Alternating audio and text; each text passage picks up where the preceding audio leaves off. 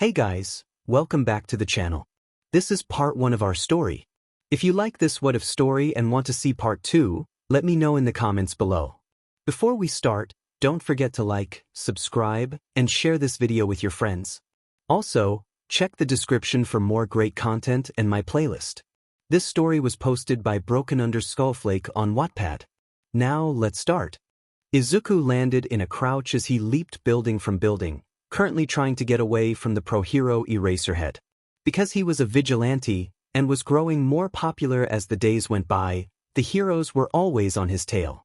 Sometimes he would lose himself to his mind and ponder about why. Why did they want to stop him? He was only doing good and did his best to protect and stop trouble. He knew he broke the law when he used his quirk, so he used his quirk usage to a minimum, relying heavily on gear and support items along with his own physical abilities. Like right now. He ran as fast as he could into the dark night. The soles on the bottom of his sneakers made the pounding off his feet silent, and it helped with stealth. But every time he looked over his shoulder, he could spot the hero in the distance. For a tired-looking guy, he was fast. And that frustrated Izuku. It was way past midnight and he wanted to go home.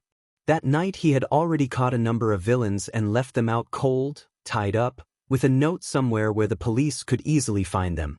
He craved sleep. His strides were growing slower and he grunted in annoyance before stopping completely.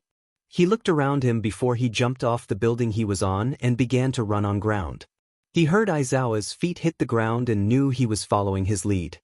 He extended his hand towards a street lamp and in seconds he was holding the energy from the light in his glove's hands. His emerald eyes turned lime as he transferred the energy into his own body, burning out the tiredness and replacing it with more adrenaline.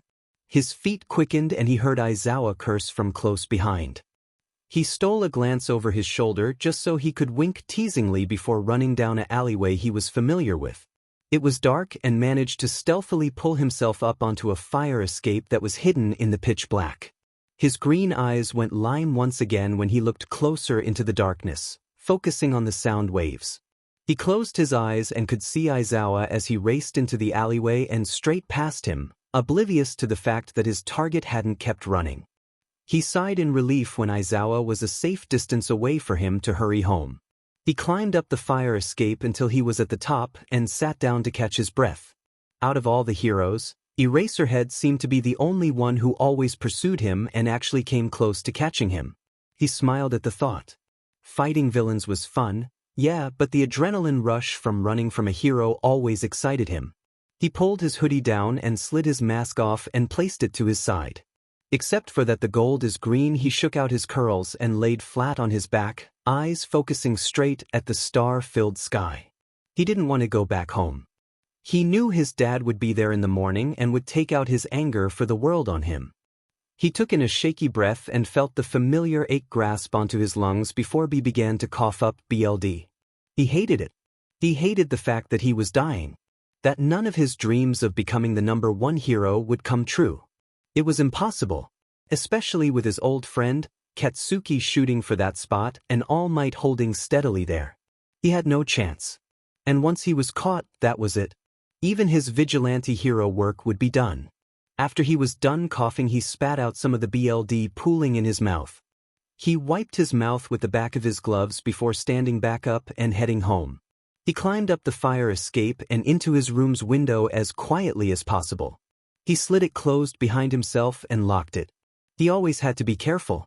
He couldn't risk being followed.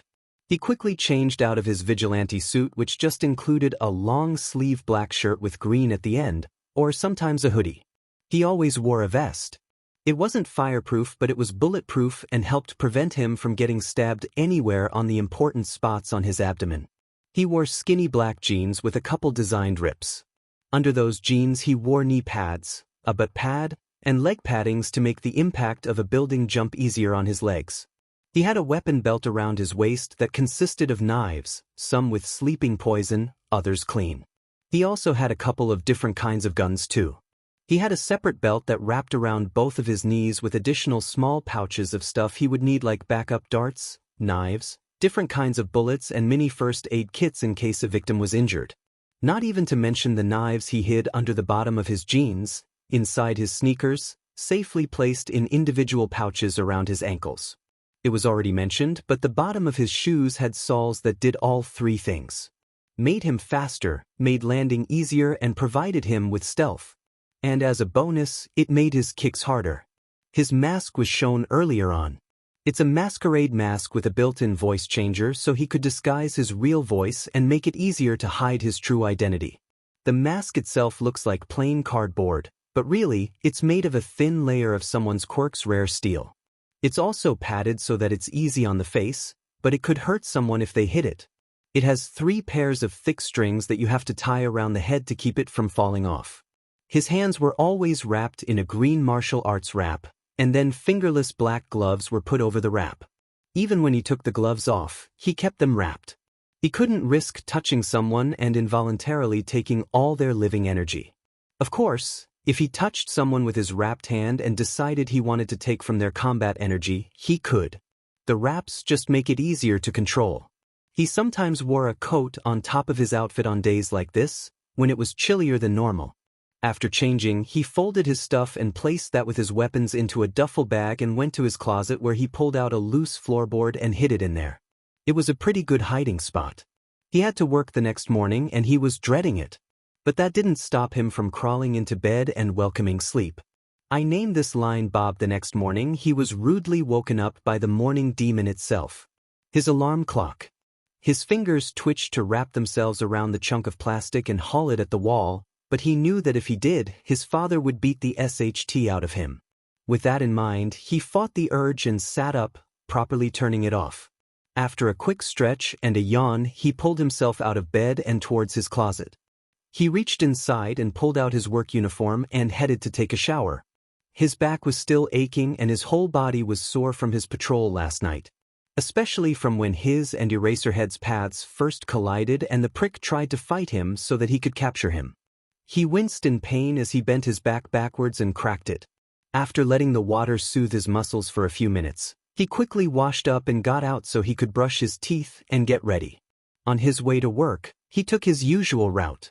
It wasn't far. It was a pretty popular cat cafe called Blissful Bites. He had been working there for a while and was friends with the only other 2 employees, the manager and their boss. He yawned as he walked in, the bell chiming over him. He brought his bag with him, that way he could do some schoolwork while he worked. Sakura, his boss, didn't mind. Izuku was homeschooled. It made his vigilante work a lot easier and he didn't have to socialize. It's so beneficial.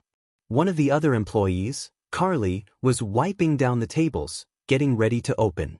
They greeted each other and Izuku crouched down to greet the cats. They all seemed to love him for no apparent reason. Even the feistiest one, Gus, liked him and he didn't like anyone. "So you greet them before me?" Binks, his other employee, asked playfully as he walked out of the kitchen. Izuku chuckled and stood back up, leaving the cats to meow after him as he made his way behind the counter to hug his other friend. "Hey Binks, how'd that date go?" Binks blushed and looked away, scratching nervously at the back of his neck. "Well, I think we connected." Carly scoffed and threw the rag she was holding into his face. "Yeah, right." She laughed at her twin brother as he angrily pulled the rag off his face. "That's what you said about the last one. And the one before that. All the way back to your girlfriends in the 3rd grade. He glared at her and threw the rag back at her with a sarcastic, "Huh." Izuku just rolled his eyes and clocked in before leaning his elbows against the counter. "Are you serious about this one?" he asked, trying to be supportive. He's worked there for a little over 2 years, since he was 14, and has asked the same thing every time Binks went on a date. He said he was searching for the one, but really he got bored with every girl he got with. It was sad to watch, especially since Izuku met almost every one of them, but Izuku still did his best to support him until he gained a solid girlfriend. Binks nodded eagerly, trying desperately to try and get his point across. Izuku laughed. "Cool, tell me about her." Binks blushed again and ran his fingers through his blue hair with a lovesick sigh. Another thing about Binks's dating history is that with every girl, he swears it's love. He spews the same nonsense to each of them and they all fall for it. Only for them to crash and burn at the end and get their hearts broken. "She's really nice. She has these appealing green eyes with brown specks that you can stare at for days. He exaggerated, dragging out the days. Izuku nodded along with a tight-lipped smile. She's short and I think it's adorable. She likes cats and coffee, so she agreed to stop by later on today. Aside from that though, she's a great kisser. Carly gagged from where she was and Izuku laughed again as Binks flipped her off. Her name is Heather. She's half Caucasian and originally from America, but she moved here to live with her father who is full Japanese. Apparently her parents got divorced when she was little and her dad moved back here. Izuku nodded, about to ask a question, but their conversation was cut short when the door dinged. The three of them sighed simultaneously. Oh, seems like it's time to start work. Me and Carly are on baking and cooking duty. You got it up here and with small orders like coffee or whatever. Binks stated and gave the greenette one last pat before he and his twin sister left him alone to socialize. He inwardly groaned, but the torture didn't reach his face. He left it apathetic.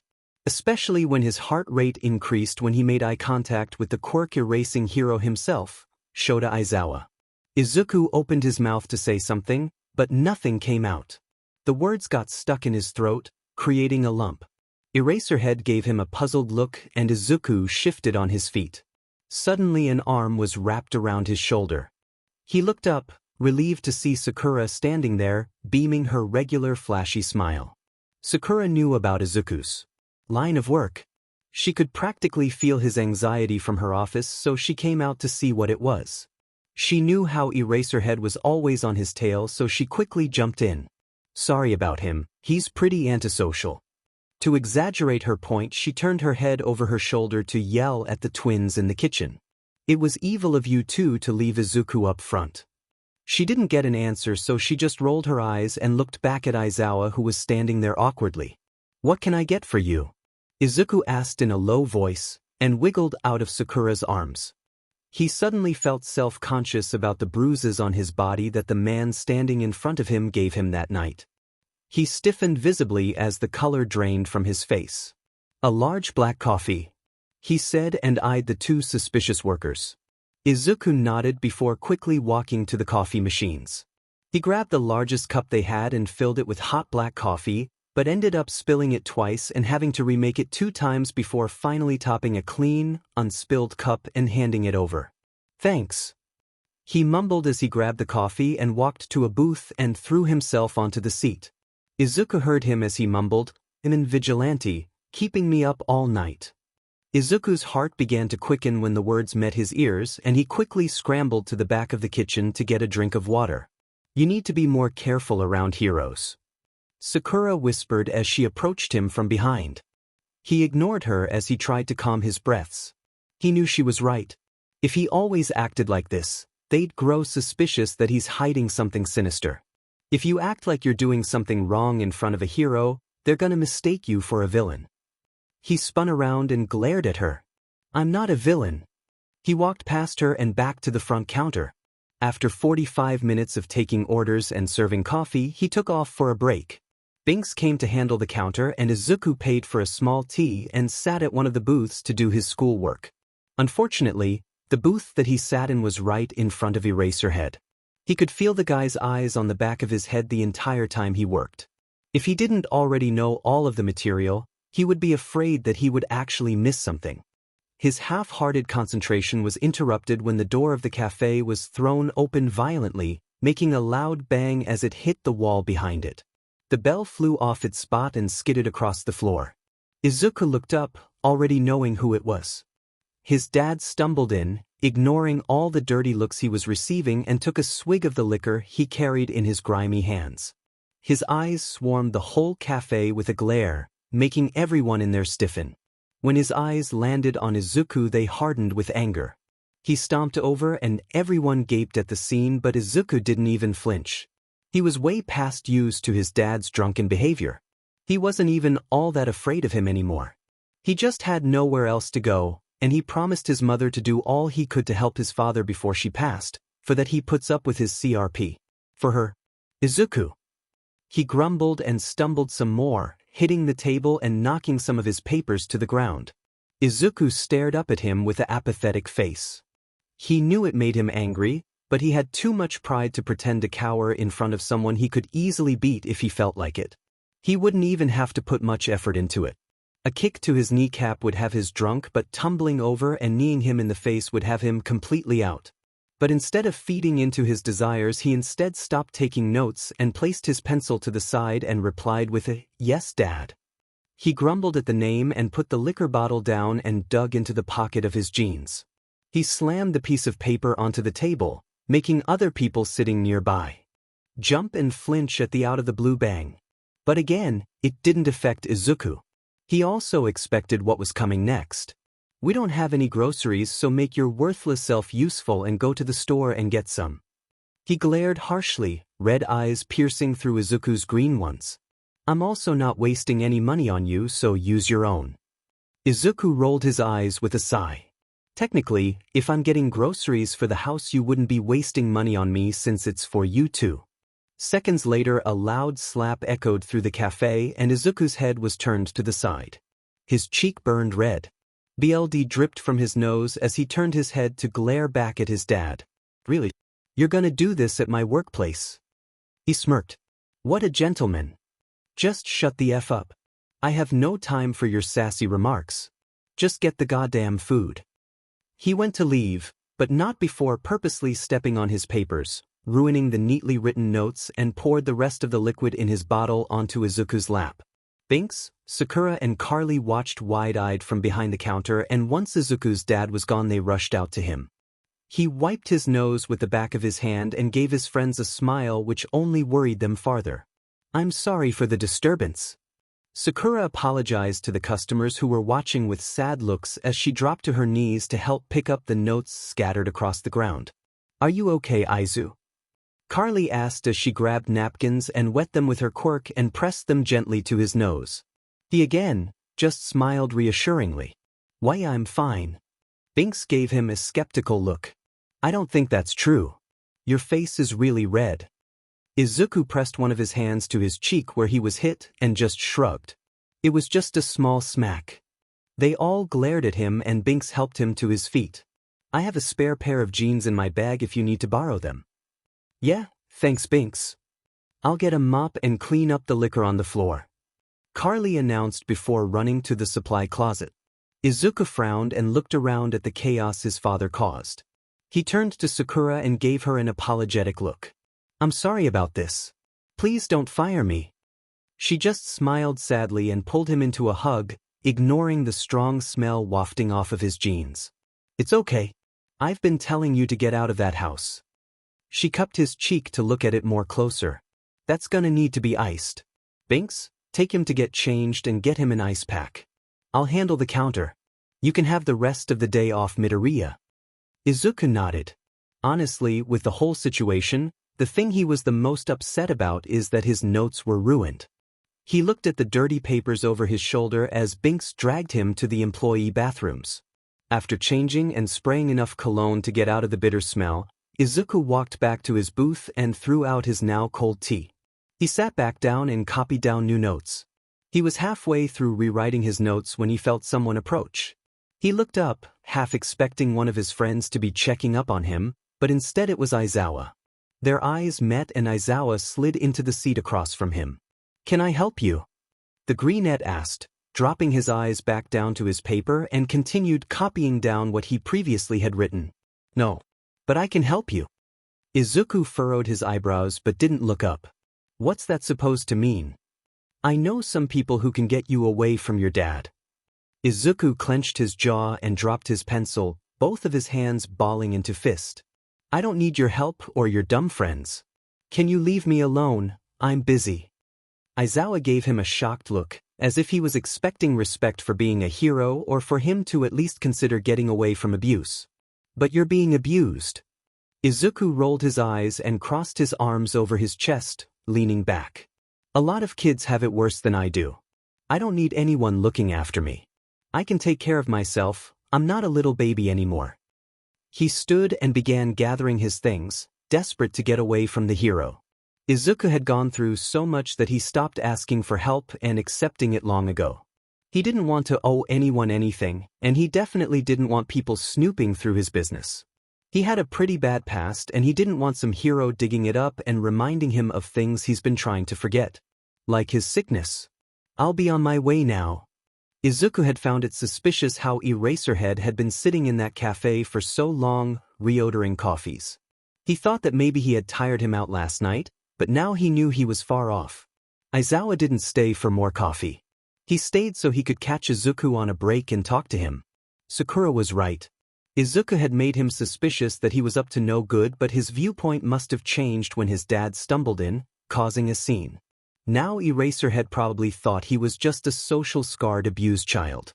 That made Izuku feel pathetic, but maybe it was for the best. He couldn't have heroes figuring out he was a vigilante, especially since he was on top of the wanted list.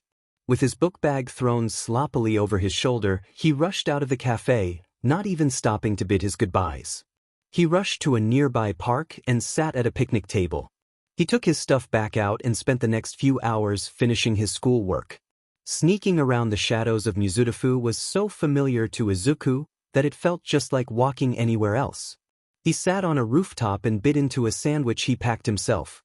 His eyes examined the streets he could monitor from where he was, and he listened closely, using his quirk, for any signs of danger. Nothing out of the ordinary. Other heroes doing their patrols, kids playing on the porch, a carnival in the distance, a bar down the road. Nothing to worry about. He was glad. His relief was disturbed when he heard the familiar breathing of his number one rival trying to sneak up on him, creeping closer from 2 buildings away. He stopped kicking his feet and picked at the wraps around his hands, waiting for Aizawa to come close enough so that they could talk. When he finally heard almost silent feet hit the building he was on, he smiled to himself and turned to look over his shoulder. Sure enough, on the edge of the roof was Eraserhead himself in a defensive crouch. "Hey there, pencil tip." Eraserhead rolled his eyes at the ridiculous nickname and began to slowly walk over. He got his scarf ready to capture the vigilante, but Izuku saw it and sighed. "I guess we'll never be friends." He stood up and dusted off the invisible dirt on the back of his jeans. He turned so that his whole body was facing Eraserhead. "Doesn't this get exhausting?" He teased, remembering how the hero looked earlier that day at his job. "It does, so can you please just make this easier?" Izuku tilted his head, pretending to be thinking it over. "How about no?" He grinned to himself, even though it was covered by his mask. He stuck up his middle finger and then back-flipped off the roof. He laughed when he heard Aizawa groan. There was no way he was letting himself get caught. Not tonight, and probably not ever. He was about to run but froze when he heard screaming. He looked up to see Aizawa quickly coming down the building. "Oh, you're not gonna run," Aizawa said, taking this time to reverse things and tease him. But he stopped when he saw how tense and eager the vigilante looked. "Someone's in trouble," he concluded to himself before dropping his scarf and watched as the vigilante took one last look at him and ran off into the night. Eraserhead wasn't gonna try and catch him tonight, but he could at least make sure the guy got the job done and got away safely so he could have a chance to catch him in the future. He secretly followed him as he sprinted to where he heard the screaming. The sounds lead him to an alleyway where 2 villains, a hurt hero and a little boy was. The boy was around 10 or 11 and was being pinned down by one of the villains' quirk. He was a tall guy with black hair, the front patch white. His eyes a dark red. His quirk had to do with being able to manipulate the bones in his body because pieces were sticking from his back and held both the kid and the hero to the ground. The other villain had a mutation quirk. Where his human head was supposed to be, it was replaced by that of a wolf. The fur was a mix of blue and white, his eyes a milky turquoise. His arms were hidden under a thick brown coat, his hands were claws. You'd think that was it, but it wasn't. A large scorpion tail sprouted from his backside. "Hey!" Izuku called as he stood there, head tilted to the side. "You guys picking on a kid?" The 2 guys looked over their shoulders and looked Izuku up and down and scoffed. The first man broke from his restraints, the bone prison disconnected from his body so he could walk away. It was disgusting. He attacked us. Izuku looked down at the crying kid and took the chance to quickly look him over and make sure he was okay. From what he could see, he only had some cuts and bruises along with a bloody nose. He refocused on the villains who were watching him closely, in defensive positions. What do you mean he attacked you? Mr. Bone Guy sighed and placed a hand to his forehead. We were fighting this hero and he came in and tried to dash. Izuku quickly cut him off. Yeah, I really don't care. But leave the kid and hero alone and no one gets hurt. They looked at each other and broke out laughing. What? You beat us? Scorpion Dog wiped tears from under his eyes and Izuku sighed in annoyance. Fine. Have it the hard way. He observed the two, gathering enough information to fight them. He wasn't gonna try and take away their energy because he didn't want to kill them. If his opponent was already down, taking their energy would be easy, but for his opponent to be fully charged is a different story. He didn't know when to stop. Before he could form a plan, Scorpion Dog lunged for him and Mr. Bone Guy shot out some more bones. It did catch Izuku off guard, but he managed to roll away from the bones and at the same time trip the fat Scorpion Dog. You're well trained, huh? You must be that new vigilante prick. Scorpion Dog chuckled as he got back on his feet. And you must have liked your chin so much you got 3 more. Are you insulting us? Mr. Bone Guy yelled as he shot more bones out at Izuku, which he dodged swiftly. I'm not insulting you, I'm describing you. That must have made them angrier because Mr. Bone Guy began to double the amount of bone he was throwing. Izuku reached his hand out and seconds later, energy from somewhere began to pool into his hand.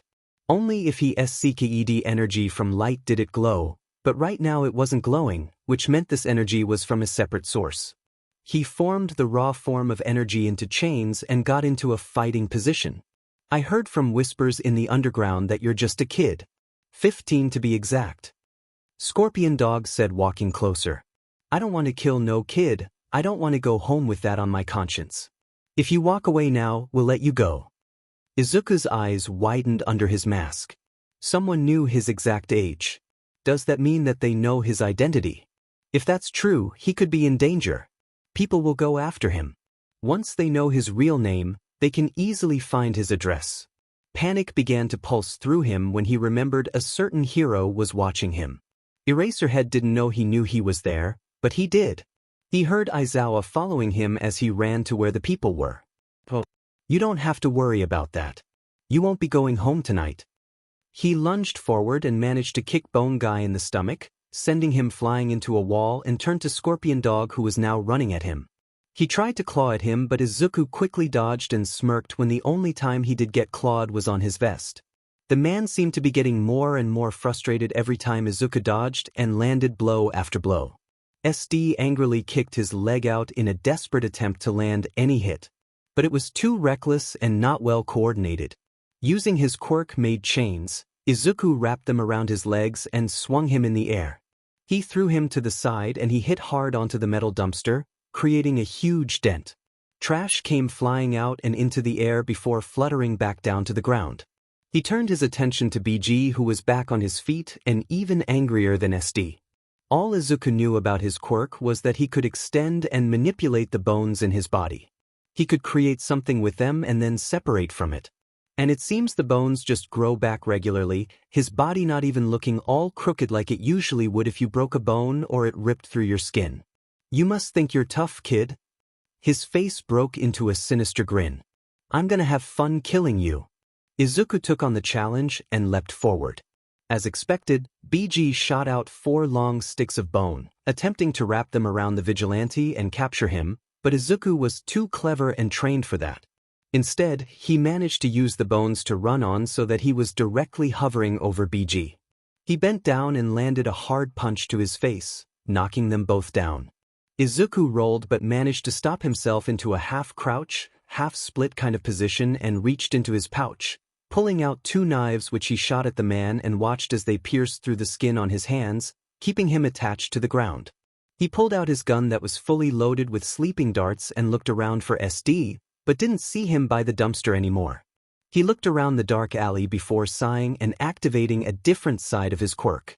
Because his quirk is energy-based, and sound is a type of energy, he can see with sound waves. Just like how he can hear distant things with them too.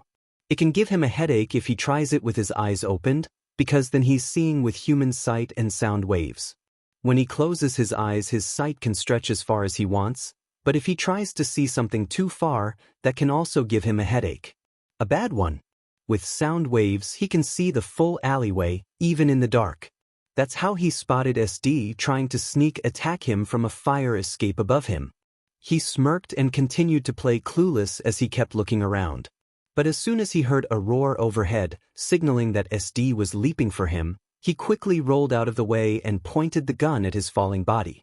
He shot him twice with sleeping darts, then rushed to catch him. It would probably hurt to catch him by hand, so he thought as fast as he could and deformed the chains so they were back to raw energy, and then reformed it into a net which he quickly threw so it attached from the two alley walls in time to catch him and slowly lower his sleeping body down. He turned around and shot his partner twice too. Now he could be hypocritical and scold this kid for putting himself in danger. Izuku dug his hands into his pockets, and before walking to the kid he went towards the hero. It was surprisingly easy to snap the bones and get him out of the prison. "Are you okay?" he asked and inspected the hero. He was wheezing and breathing hard. Blood seeped through the part of his hero suit that covered his chest, and Izuku quickly reached to rip it so that he could analyze how bad the wound is and what caused it. He could automatically tell it was from being stabbed with the bone guy's quirk. "I can't move," the hero forced out before coughing up blood. Izuku just bit his lip before grabbing his hand and transferring some of his own energy into the hero. His eyes widened when he felt it entering his body, but it wasn't a bad feeling.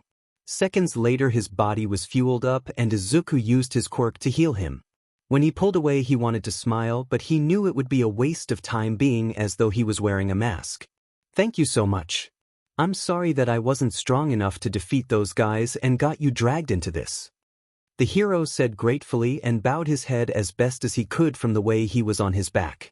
Izuku only patted his head and stood back up. "No problem. And don't worry if you feel kinda tired. My healing quirk does that. You should get some sleep. I'll make sure you get to a hospital. My quirk can only do so much since it's an energy quirk and not a full-on healing quirk." The hero nodded before his eyelids began to grow heavy, and before he knew it, he was asleep. Now for that kid. The kid was still in his own bone prison and held a guilty frown on his face. Izuku rolled his eyes and made his way over.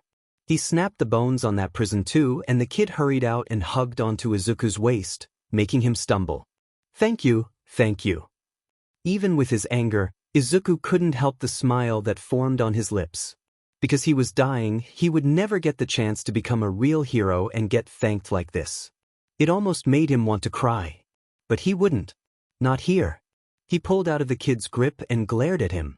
"What were you thinking trying to fight those guys?"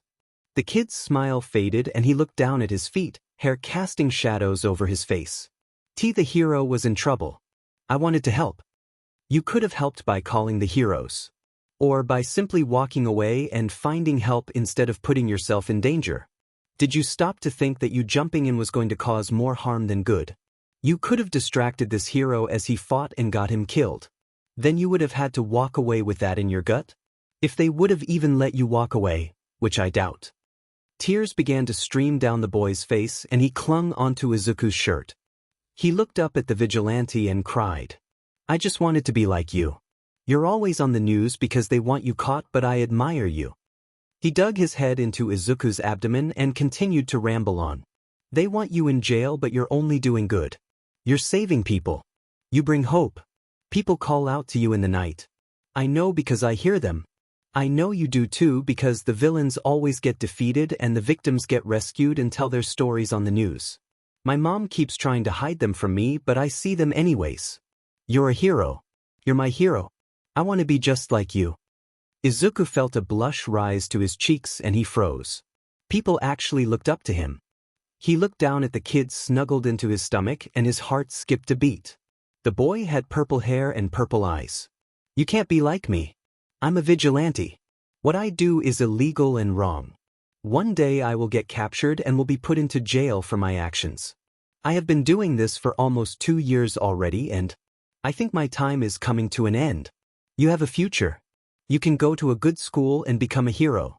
You can save lives without the fear of being put behind bars. But right now, you don't rush into battle alone and without a backup plan. You could have been killed. Life is no Nintendo game. You can't start again. Life doesn't give you second chances. Once you die, you're dead. What do you think would have happened if I hadn't shown up, huh? You'd be dead and so would this hero. But that's the thing. The kid yelled, more tears springing from his eyes. I knew you'd come. You always do. Izuku shook his head and backed away. That's not true. I can't save everybody, I can't even save myself. What do you mean? The kid asked, tilting his head in confusion. Izuku's eyes filled with tears and he wanted nothing more to just sob. A look of realization crossed the kid's face and he shook his head in disbelief. He stepped forward and extended his hand and pressed it onto Izuku's chest. His hand began to glow purple and his eyes closed. Izuku felt a tug in his stomach and knew the boy was rummaging around in him. He quickly pulled away, eyes blown wide with sadness and shock. Why, you're dying? He exclaimed and Izuku nodded. No one knows though, so you have to keep it a secret, okay? The boy nodded as he began to roughly rub at his eyes. But the tears just kept falling with no signs of stopping. I felt it. He cried. The cancer. I felt it. Izuku felt a tear slide down his cheek, and for the first time, he was glad his mask covered his whole face. Is that why you're a vigilante and not a hero? Because you're dying. Izuku nodded and wrapped the boy in another hug. I've always wanted to be a hero and help people. I dreamed of going to UA and getting my hero license. I really wanted to be one. It was the only good thing about my shitty life. But accident after accident happened and my spirit slowly drifted away, and in a dark PRD in my life I was told that I had leukemia and it was spreading like wildfire. I went into the machine and it lit up. I went on a rampage that night. Totally wrecked my room, punched hole after hole in my wall. Nothing mattered. I went for a run and I met someone. That someone trained me and made me his prodigy. Izuku's heart tightened at the thought of him. He died too though. After a few minutes of the kid sobbing and Izuku allowing a few tears of his own to fall, he pulled away. Well, I better get you home. He looked up to where he knew Eraserhead was listening from and called out to him.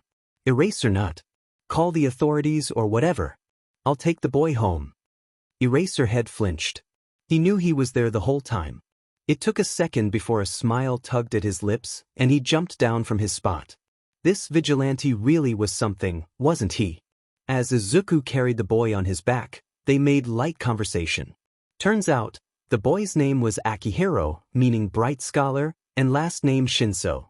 When they reached Akihiro's home, he slowly walked to the front door and knocked. So, 𝐀𝐮𝐭𝐡𝐨𝐫, what were you doing out at nighttime anyways? Izuku asked as they waited for someone to answer. Well, I wanted to go to the store but my older brother Hitoshi didn't want to take me. And just call me Akihiro. Izuku was unsure but just shrugged it off. Okay, Akihiro. And knocked again, this time harder. Seconds later the door was thrown open to reveal a tired-looking boy with messy, indigo-colored hair that flares out in large tufts around his head and notably straight teeth. His eyes are dark purple with white pupils, and are thin and somewhat triangular in shape, with no visible eyelashes. They were half-closed and he had very dark eye bags underneath them, reminding Izuku of Eraser Finger. He lowered Akihiro from off his back and the boy ran to his brother and threw his arms around his waist. He was a short boy. Akihiro, where have you been? 𝐀𝐮𝐭𝐡𝐨𝐫 asked as he hugged his brother back. After a moment, a stressed woman and man appeared from behind them. A look of relief flooded their face when they spotted their youngest son, but it quickly turned into one of fear when they saw Izuku. Who are you? Izuku shifted on his feet. I don't really have a vigilante name. Akihiro began to jump up and down excitedly. You should call yourself Night Watch. It's super cool, catchy, easy to remember and fits you because you come out at nighttime. You're that new vigilante. Hurry, Hitoshi, run and get the phone and call the cops. 𝐀𝐮𝐭𝐡𝐨𝐫 stood up and sent a glare Izuku's way and was about to run and call the police, but before he could, Akihiro stopped him by wrapping his arms around his legs. Wait, he isn't bad. He saved me. He pulled away and looked down, tears pooling in his eyes. I ran into a battle to try and help a villain but got myself hurt. If he wouldn't have shown up, I would have been dead. I never would have seen you guys again. He sniffed and wiped his nose with his sleeve as he broke down sobbing. His parents were shocked to say the least. They looked up at Izuku and gave him a wobbly smile. "See, come in. You must be hungry, we have some leftover dinner." Izuku remembered he had work in the morning and quickly shook his head, ignoring the grumbling protests his stomach was giving him. "I can't, I'm sorry, I have work in the morning and to eat I'll have to take my mask off." Mrs. 𝗀𝐿 smirked. "Then take it off. We won't tell. You saved our son and put your life on the line for him. We are forever in your debt. Let us do just this." Izuku swallowed thickly and looked around him. He didn't even get to finish the sandwich he packed earlier for dinner, so he was super hungry. But could he trust these people enough to reveal his secret identity? He didn't even know them. "Please." He felt a tug on the bottom of his shirt and looked down at Akihiro. He caved. "Fine." Sitting around the table was awkward. Izuku still hadn't taken off his mask and was still unsure if he even wanted to. He hadn't even dropped his hoodie to reveal his wild forest of curly green hair. They just all kept looking at each other as Akihiro shamelessly gobbled down his plate. "You should eat." Mr. 𝗀𝐿 spoke up, breaking the silence. Izuku hesitated before reluctantly raising his shaking hands to take his mask off. He undid the 3 straps slowly, and even when they were off he still held the mask pressed against his face.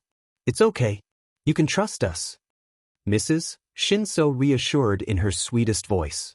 Izuku gulped before he placed his mask aside and let his hoodie fall. They all gaped at how young he looked. How old are you?" Mr. 𝗀𝐿 exclaimed. Izuku blushed and that made them all gasp. He scratched the back of his neck with his hand and smiled awkwardly. I am 15, ma'am," he answered, careful to use his manners. That only increased the shock. Even his voice shocked them. "You're my age?" 𝗀𝐿 asked, and Izuku met his eyes. Both of their heart rates increased and Izuku nodded. "What's your name?" he asked. Izuku looked away. He still didn't know if he should trust these people. I mean, they're nice and all, but so are kidnappers. Not that they're kidnappers. He just meant it as an example. They can be acting all nice now, but then when he leaves, turn him in. He made eye contact with them all before sighing. "Izuku Midoriya." "You're just a kid," Mrs. 𝗀𝐿 started. "Why have you decided to throw your life away? I've seen the videos on the news from security footage or recordings by bystanders, and you have a lot of hero potential. Why be a vigilante? Are you impatient or something?" Izuku blushed deeper and dropped his head, wiggling his thumbs together anxiously. "They deserve to know. If I tell you guys, you can't tell anyone. Can I trust that you won't turn me in?"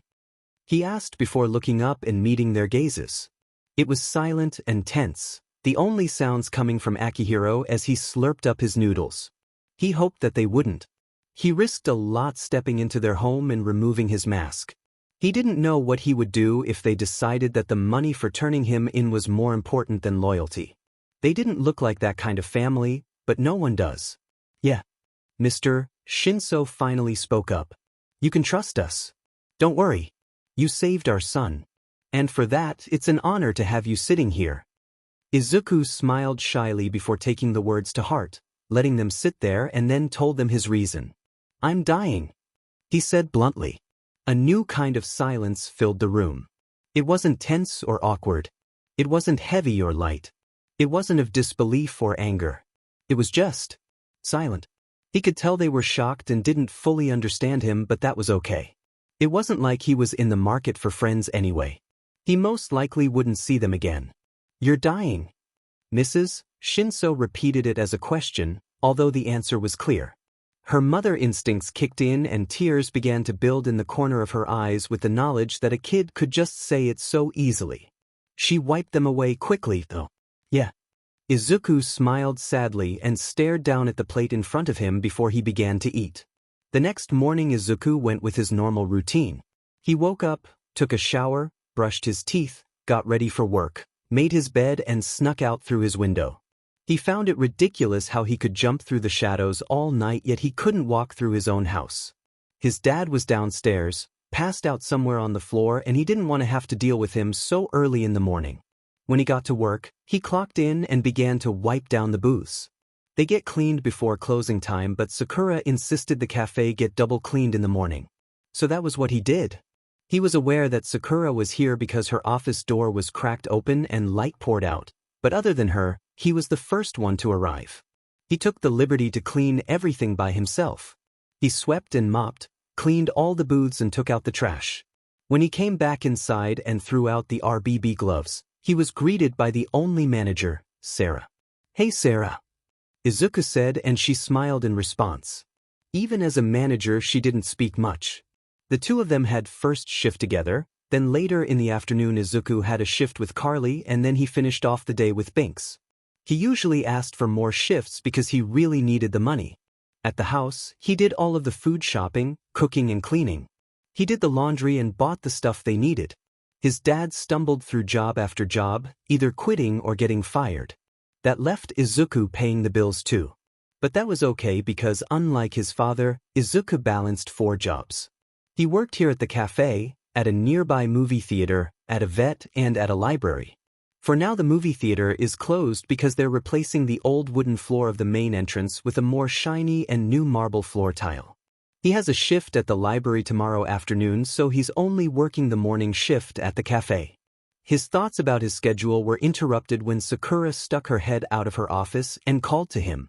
"Hey Midoriya, thanks for cleaning up. I bought a new bell yesterday and was wondering if you could nail it up." Izuku nodded and made his way over. After applying the new bell, he checked his watch. It wouldn't hurt to open a few minutes early. "I named this line Matt." He turned the neon open sign on and made his way back to behind the counter.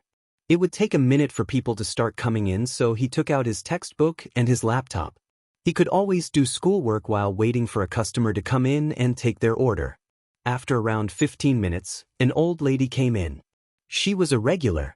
She was always the first one to come in, but she hadn't shown up yesterday. "Hey Jan," Izuku waved. She also insisted people call he by her first name. It supposedly made her feel younger somehow. "You weren't here yesterday, everything okay?" She smiled warmly and waddled her way over. "Of course, everything is just fine. My son is in town and I just went to see him."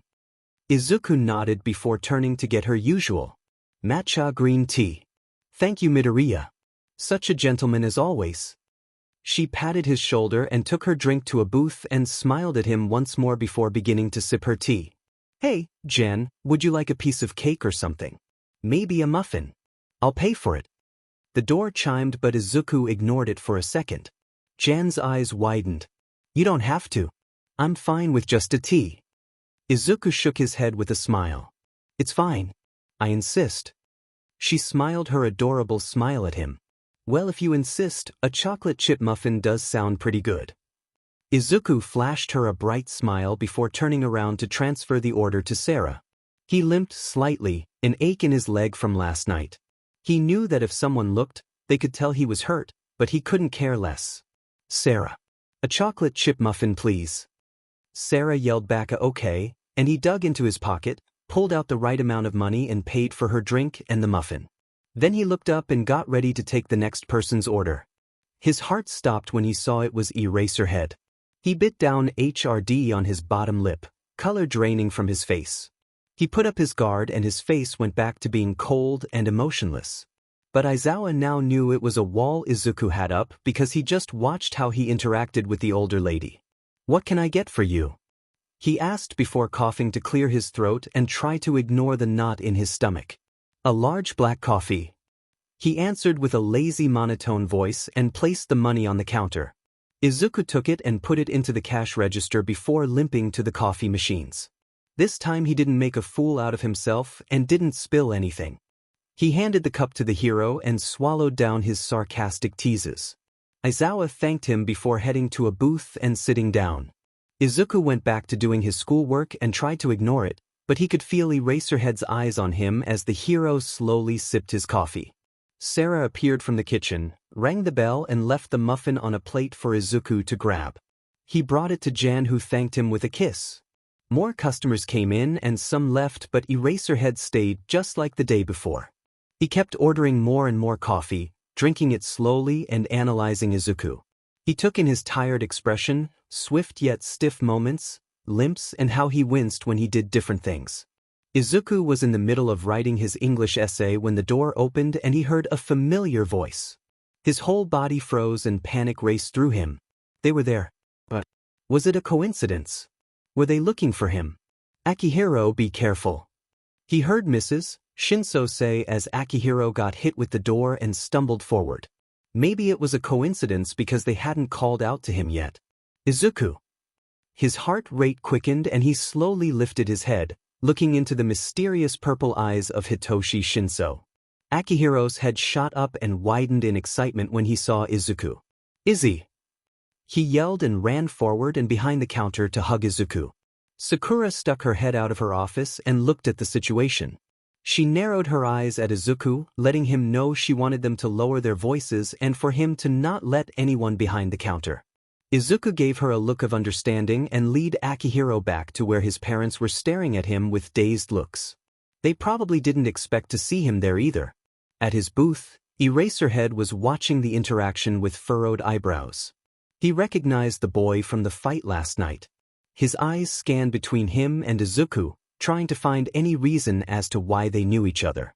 The older brothers seemed to be around Izuku's age. Maybe they were friends. Or maybe they were all related somehow. "Hey guys. It's nice to see you again," Izuku said nervously, heart still bouncing around in his chest. He gave them an unstable smile. It was wobbly and didn't meet his eyes.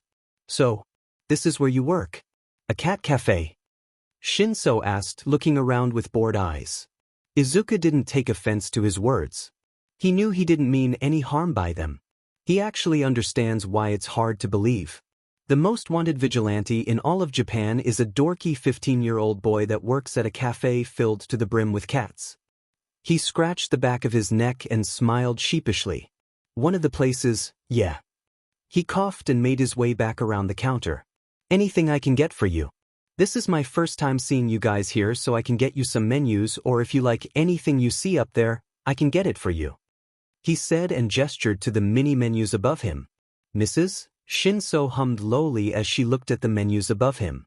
"I want a 𝐒𝐿 Shinso said plainly before walking away to take a seat. Akihiro watched him for a second before his eyes widened at Aizawa. He turned to Izuku with a panicked look, but the greenette just shrugged. He felt the same panic Akihiro did when seeing Aizawa chilling at his workplace. "Does he know it's you, Mr.?" Shinso whispered, catching on to their exchange of looks. Izuku simply shook his head and rubbed his hands on his legs. "No. But he keeps on coming in and watching me. Can I go say hi?" Akihiro asked his mom, tugging on her sleeve. She nodded with a small smile and he ran off to attack Eraserhead. "He'll just like a chocolate milk. I'll take a green tea," Mrs. 𝐶𝐮𝐭𝐡𝐨𝐫 said and opened her purse to take out her wallet. "Don't worry about it," Izuku said, stopping her. "On the house. That just meant he'll pay for it." She grinned gratefully and closed her purse. "Thank you." She leaned over the counter and kissed his cheek. He blushed and bowed. "No biggie." She rolled her eyes at his dorky behavior before turning and leaving her indecisive husband behind to request a full menu. Izuku nodded and leaned down to get a menu from underneath the counter. Mr. 𝐶𝐮𝐭𝐡𝐨𝐫 took it, said thank you, and left to sit with his family. He watched them for a second with a pang of sadness wrapping his heart up and suffocating it. He will never get a family like that. He looked away before the tears would start. He paid for their stuff quickly and rushed to find an excuse to disappear. "Sarah, I'm gonna take the trash out." He called to her even though he already took the trash out earlier. He just needed a break. Some time to himself. Room to breathe. He sat in the wide alley behind the cafe. It wasn't like alleys where he fought villains. It was a peaceful alleyway. There were a few dirty puddles here and there, but it was mostly clean. Sakura's husband has a cleaning quirk and she takes advantage of it whenever she can. She also placed a bench out there for the workers when they're on break. She's a really cool boss. Of course she knows how to lay down rules and keep them on track, but she's also there for them in ways other bosses wouldn't care to be. He took a seat on the bench and took steady breaths. "Useless, worthless, waste of space. Just die already. Your mom is dead because of you," shitty Deku, loser. Even though he longer associated with his childhood bullies anymore, their words still rang in his ears and stabbed at his scarred heart. There was one he couldn't get away from. The one person that was supposed to love him. The one person who is supposed to keep him safe and cherish him. His stupid excuse of a father. He was pulled from his thoughts when he felt that small tickle in the back of his throat. The coughing started off slow and small but quickly upgraded to full-on dying. BLD sprayed out of his mouth like spit onto his bare arm, coating it in red splotches. The metallic liquid filled his mouth and he spat it out. Tears rolled down his face and he leaned his head back, green curls sprawled across the back of the bench and tried to catch his breath. He heard footsteps approaching and he felt annoyance creep into him when he knew who it was. "What do you want, Eraserhead?" "To talk." "I don't want to talk." Izuku snapped and stood up. He stomped his way to his door, but before he could even reach for the doorknob, Eraserhead shot his scarf at him. Izuku was already used to dodging those things, so he jumped out of the way with ease. He glared over his shoulder at the hero who was staring at him, dumbfounded. "Please," Izuku said, voice laced with desperation and sadness. "Leave me alone." I now name this line Kevin as the weeks passed. Eraser didn't approach Izuku or his workplace, but nothing changed for him and the nighttime vigilante. He was taking a break from exhausting himself trying to catch him, and instead he began to focus on him and how he fought. Even though he was following the law and doing his job as a hero, he couldn't fight the urge that he was doing something wrong. He hadn't told anyone, not even the vigilante himself, but he overheard his story. He was just a kid with a big dream. He was dying. If he spent the rest of his life in jail for saving people, Eraserhead probably wouldn't be able to forgive himself. That was what he was thinking as he watched the vigilante sit on the edge of a roof and look over the streets. There was a difference between him and heroes. No, not that what he was doing was illegal, but because he actually wanted to make a difference.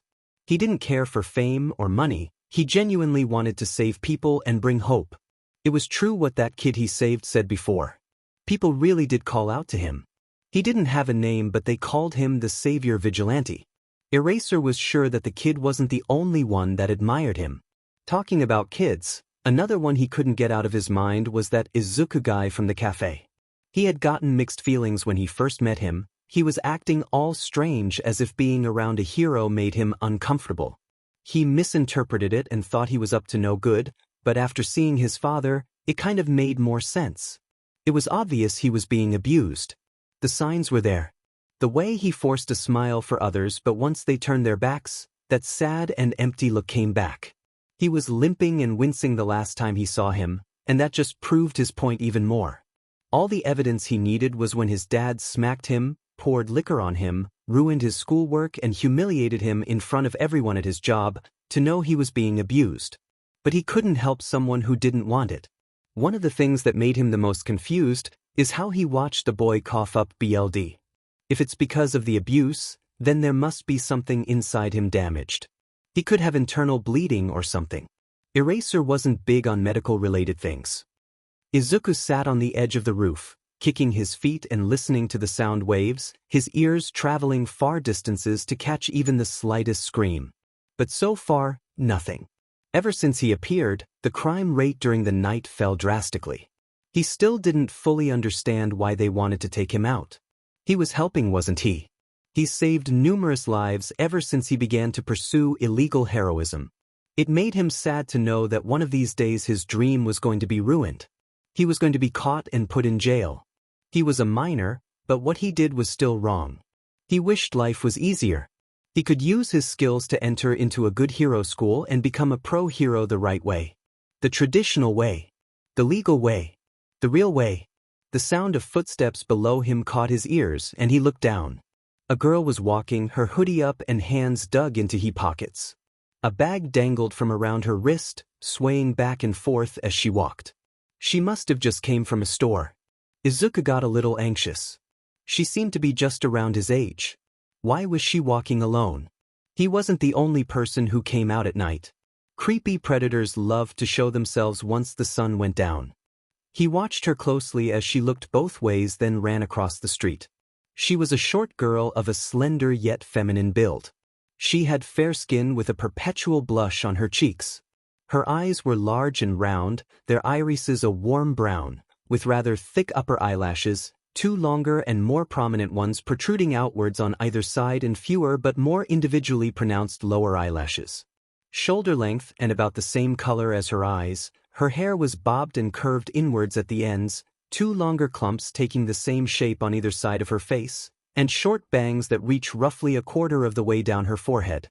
On the top inner segment of each of her fingers, she had a small pink pad, somewhat resembling the toe of a cat or a dog's paw. She stopped when she heard lazy footsteps approaching her. She quickly spun around and was face to face with 2 big guys. One guy was taller and skinnier than the other.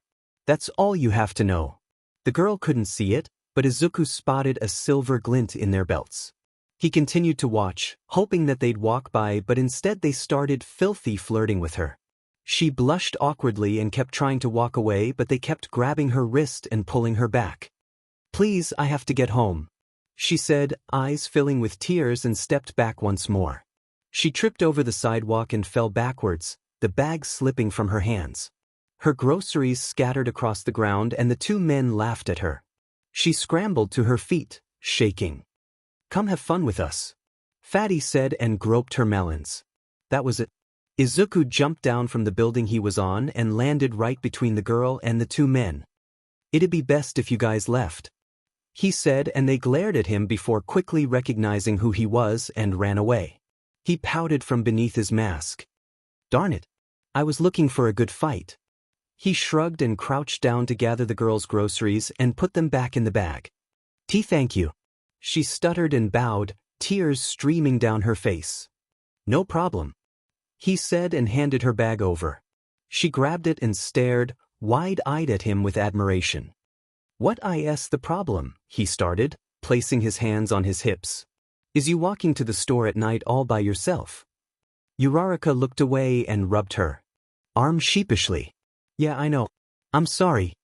Before he could predict it, she ran forward and wrapped her arms around him and cried into his chest. "Thank you so much. I don't know what would have happened if you wouldn't have come. I was so scared." Izuku was caught off guard to say the least. But after a moment he awkwardly started patting her back. "I'm sorry." She yelped and pulled away, rubbing at her eyes. He shook his head and flagged her. "It's fine. I don't mind hugs." She blushed and rubbed her wrist nervously. "Thank you again, but I should get going." She turned away, but he stopped her. "Wait. Let me walk you home.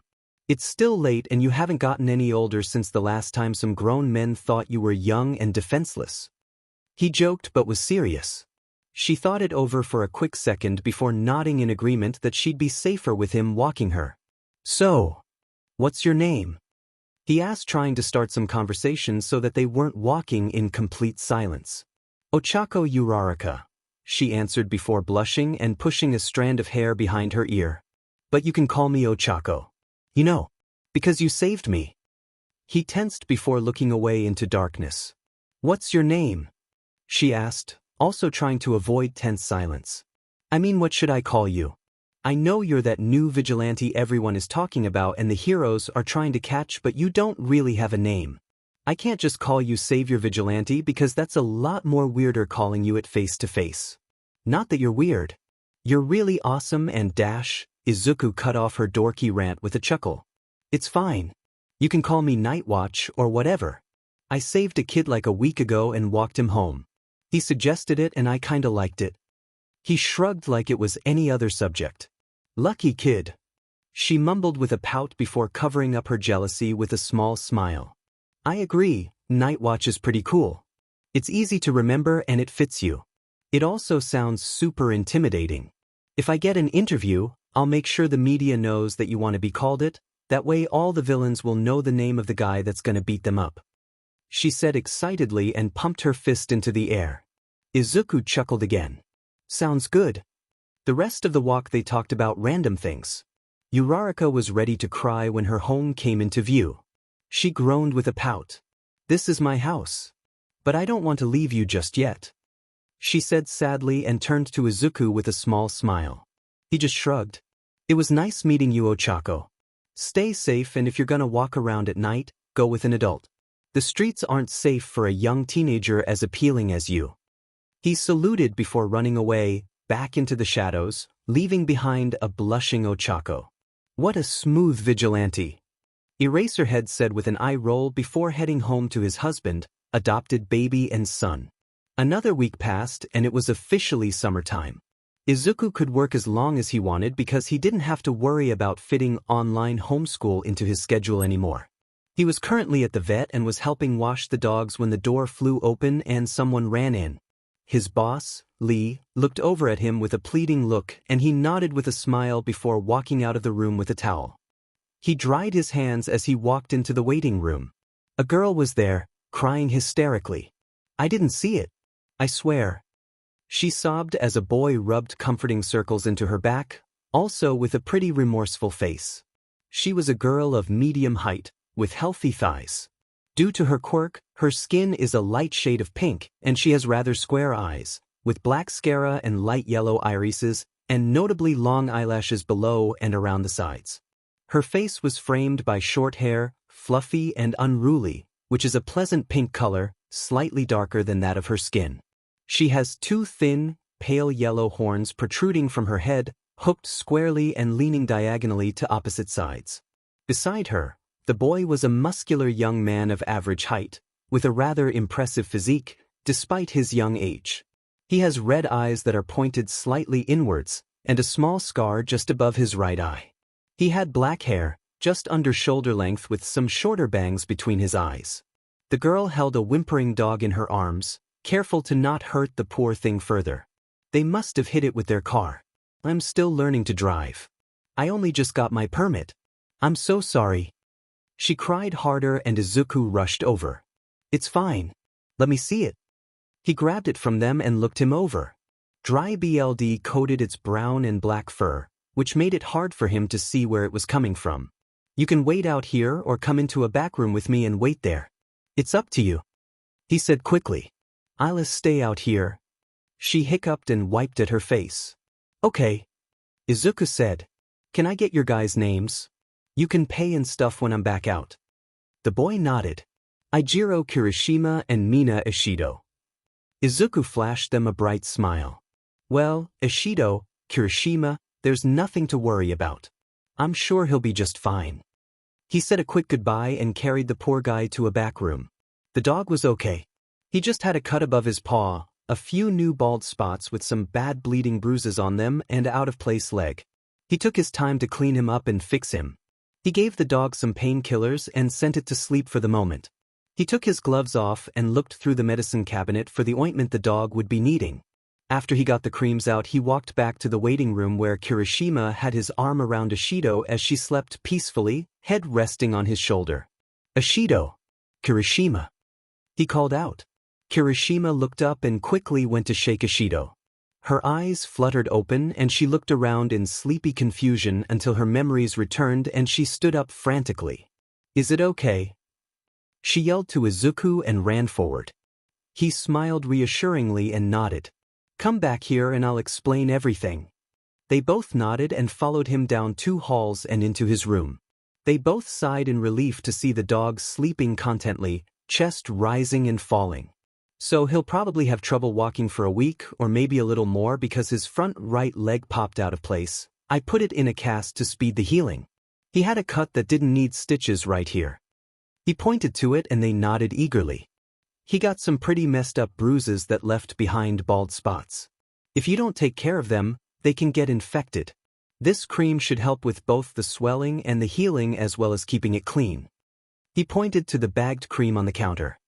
He walked to the sink and washed his hands as he continued speaking. He should get lots of sleep, and if he starts shedding, don't worry. His body is going to be uncomfortable for a while because of the breezes he will feel on his bald spots. Don't bathe him too much or you can worsen the already infected areas and give him an ear infection. He walked over to the computer and stood in front of it. He'll be in pain for a while though. Just because he didn't break anything doesn't mean it didn't hurt him. I'll prescribe him some painkillers that you can pick up at any pet pharmacy. They'll be in by tomorrow morning. Is that all right with you too?" he asked, fingers hovering over the keyboard. When they nodded, he began to type out the prescription. What's your address, phone number, date of birth, and your guardian's name and number? He asked, and when they gave him the information he typed it all in and was about to send it when he realized a section was empty. Do you have his papers? The two paled and looked away. Told you we'd need them. 𝐻𝐿𝐿 hissed. Is he not your dog? Izuku asked, confused. The two shook their heads. He doesn't have an owner. He just wanders around my neighborhood, going through the dumpsters and trash cans. 𝐻𝐿𝐿 admitted, and Izuku hummed. Sorry, I'm afraid that if he isn't yours and you don't have his papers, I have to take him into custody. You can come back tomorrow during adoption hours and do the paperwork, then we can continue this form.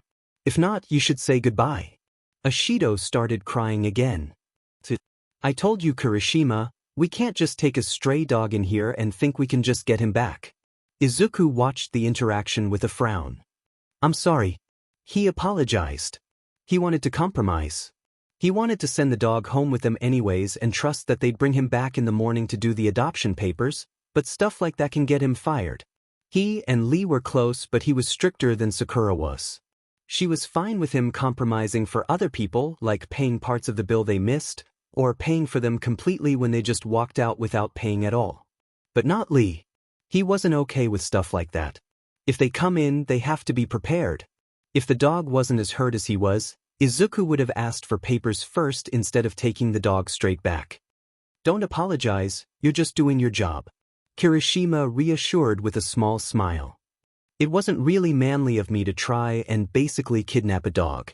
𝐻𝐿𝐿 was just really freaked about hitting him that I had no other idea of what to do. He sighed and ran a hand through his black hair. We'll be back in the morning. He gave Izuku a wide, sharp-toothed smile, and Izuku smiled back. He looked down at his watch and saw that his time was done, and if he didn't leave soon, he'd be late to the last shift at the cafe. He'd be closing up along with Carly. It would only be them two working.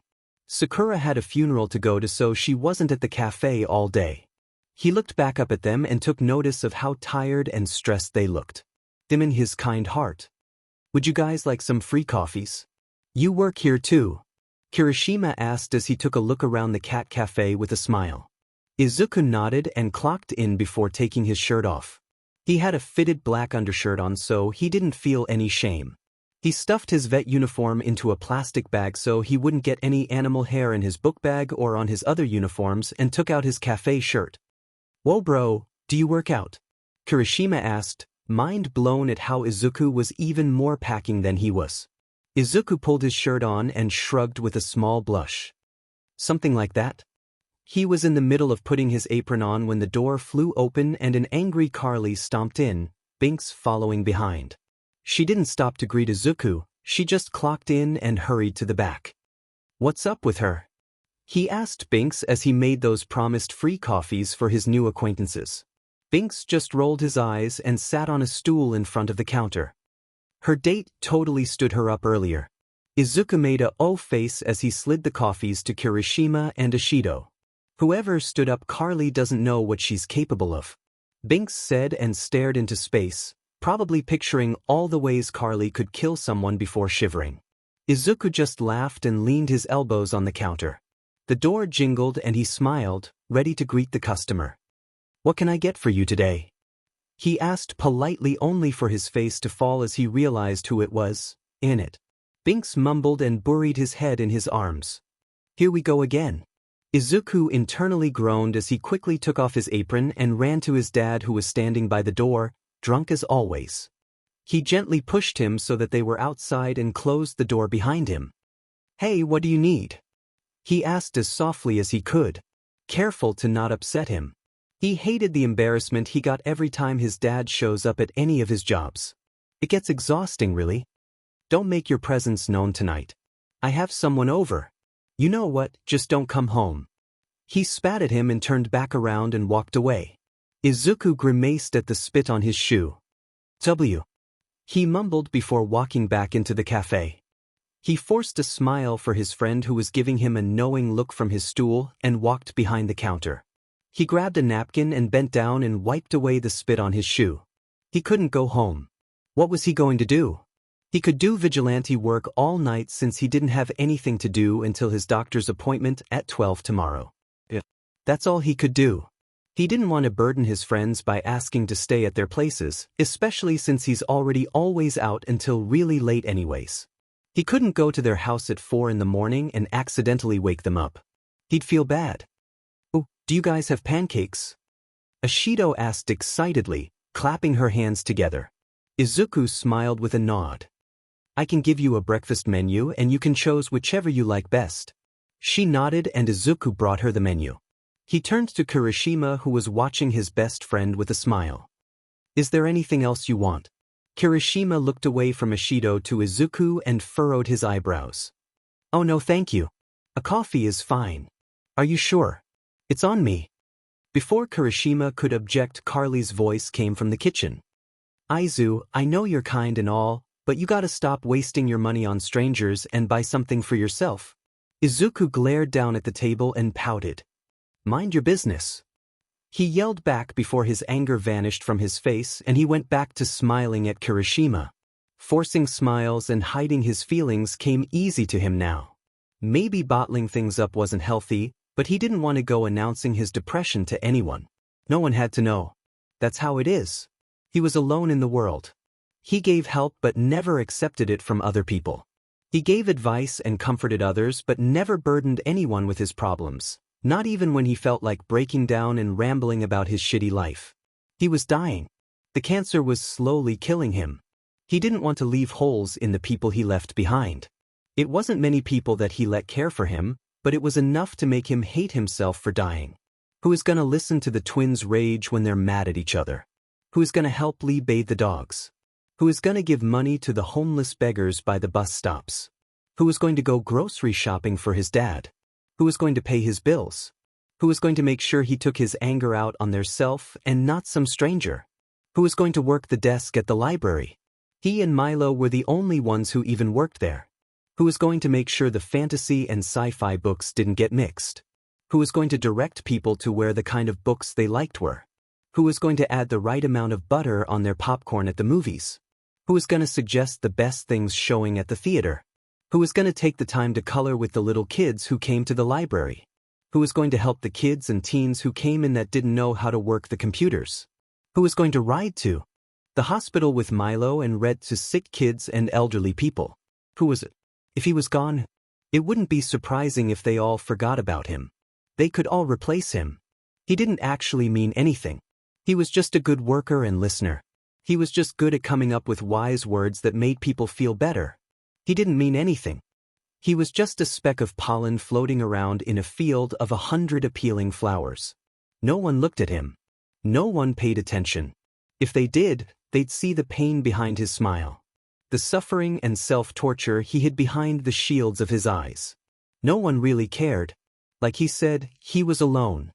He'd be lying if he said he wasn't tired of meeting about this vigilante already. It's been the same thing for weeks. The heroes sat around in a circle discussing what should be done.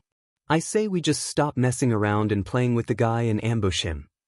Endeavor huffed, crossing his arms over his chest. One lowlife can't fight us all off at once. They heard a snicker and turned to Midnight. Endeavor, you're just mad he escaped from your grasp last month. His fire seemed to heat up, making the whole room temperature rise. Oi, shut up. I at least got close. It wasn't my fault. He can literally mold into the shadows. Midnight rolled her eyes. That's no excuse. Your quirk is literally a kind of light. You can't even walk into a dark alleyway without lighting the place up like a store during Christmas. He's just too good with stealth. Admit it. Endeavor stood from his seat and slammed his fist down on the table. He's not better than us. He's probably not even trained. All his support items and weapons are obviously made by underground people, which means they're pretty fake too. We can catch the BSTRD if we get serious.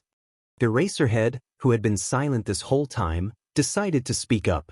I've been watching him, he announced, and in seconds all eyes were on him. He doesn't carry a pattern. I'm not saying he's unorganized or untrained. I'm saying he expects for us to watch him. He analyzed the best ways to keep us from figuring out his fighting styles and weaknesses. I'm guessing he came up with literally hiding his style by not having a specific one and mixing up fighting styles. He reached for his bag and pulled out the binders he created. He passed the stack to present Mike, who was sitting beside him, who took one and passed. If you look through the file I created, you can also see what I've gathered about his quirk. It seems to be an energy-based quirk. Fat Gum raised his hand. I've seen it. He has really good control over it. He seems to gather energy into his hand. He can form the raw thing into weapons.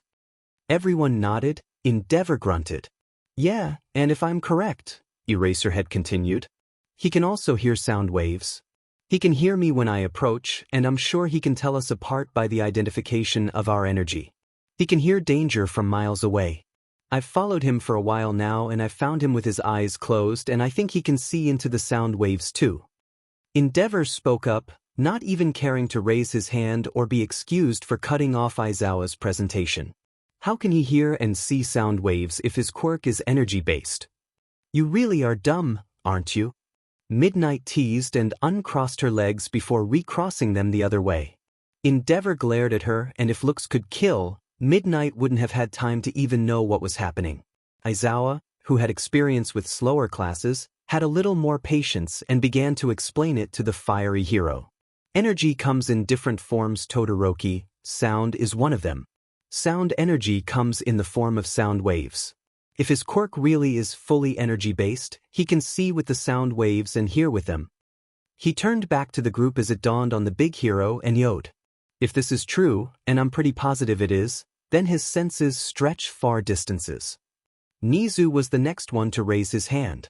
Izuku nodded at his boss, who stood on his seat so that he could see everyone. If we do go with 𝐿𝐴's plan, we have to think this through thoroughly and follow a well-planned plan. It's obvious this vigilante is very intelligent, so I think the best chance we have in catching him is trapping him. Rocklock, just like 𝐿𝐴, spoke without raising his hand. What do we do if we catch him? We can bring him into custody, but he can always slip out. I almost had him a while back too, and he got away quickly. 𝐿𝐴 is right, he has his way with blending into the shadows. What's to say we go out of our ways to form this emissary plan, and at the end, whether it works or fails, he still gets away?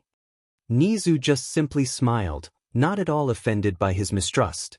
I don't think any of you have to worry about that. I have that all worked out. He sat his tiny self back down so that Izuku could continue.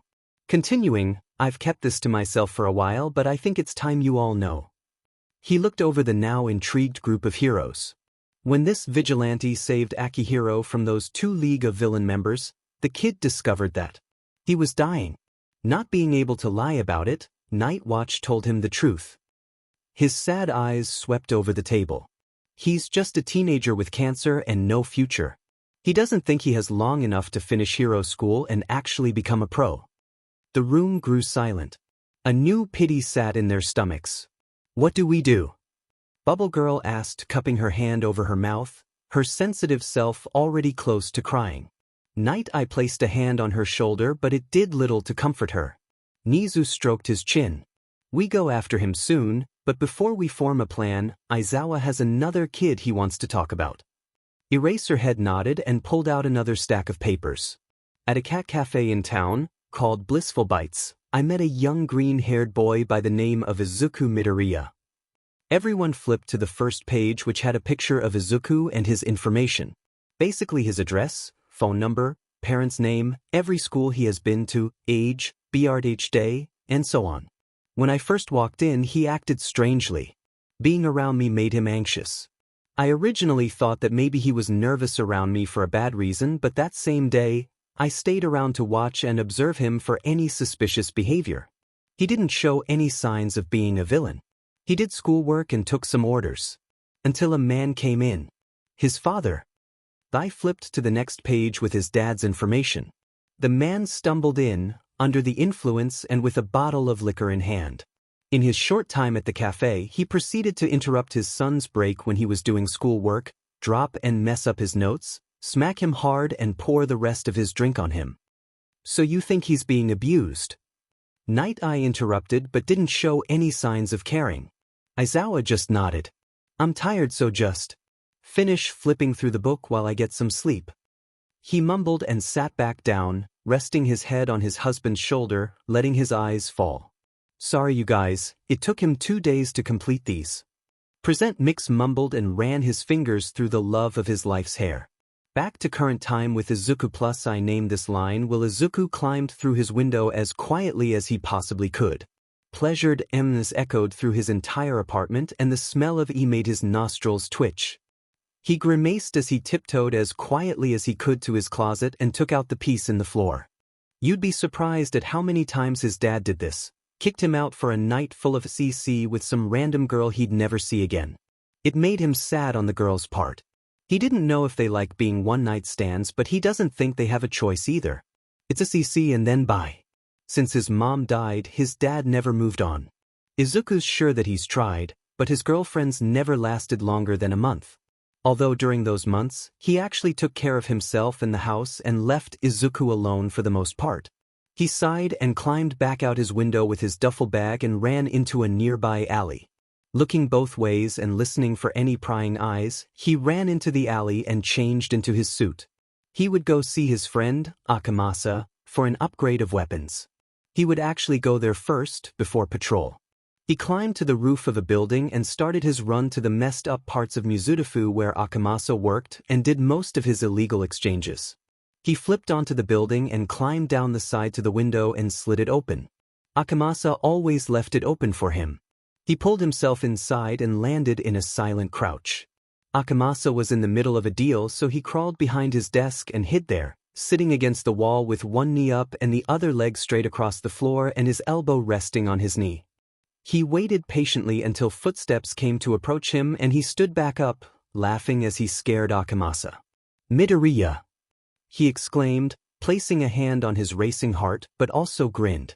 Izuku just laughed again and pulled his mask off. "Hey 𝐻𝐻𝐼𝐻, I was wondering if you have anything new that you'd think I needed?" Izuku asked, tucking his mask under his arm. 𝐻𝐻𝐼𝐻's funny grin turned into a more evil one and Izuku instantly knew what the answer was.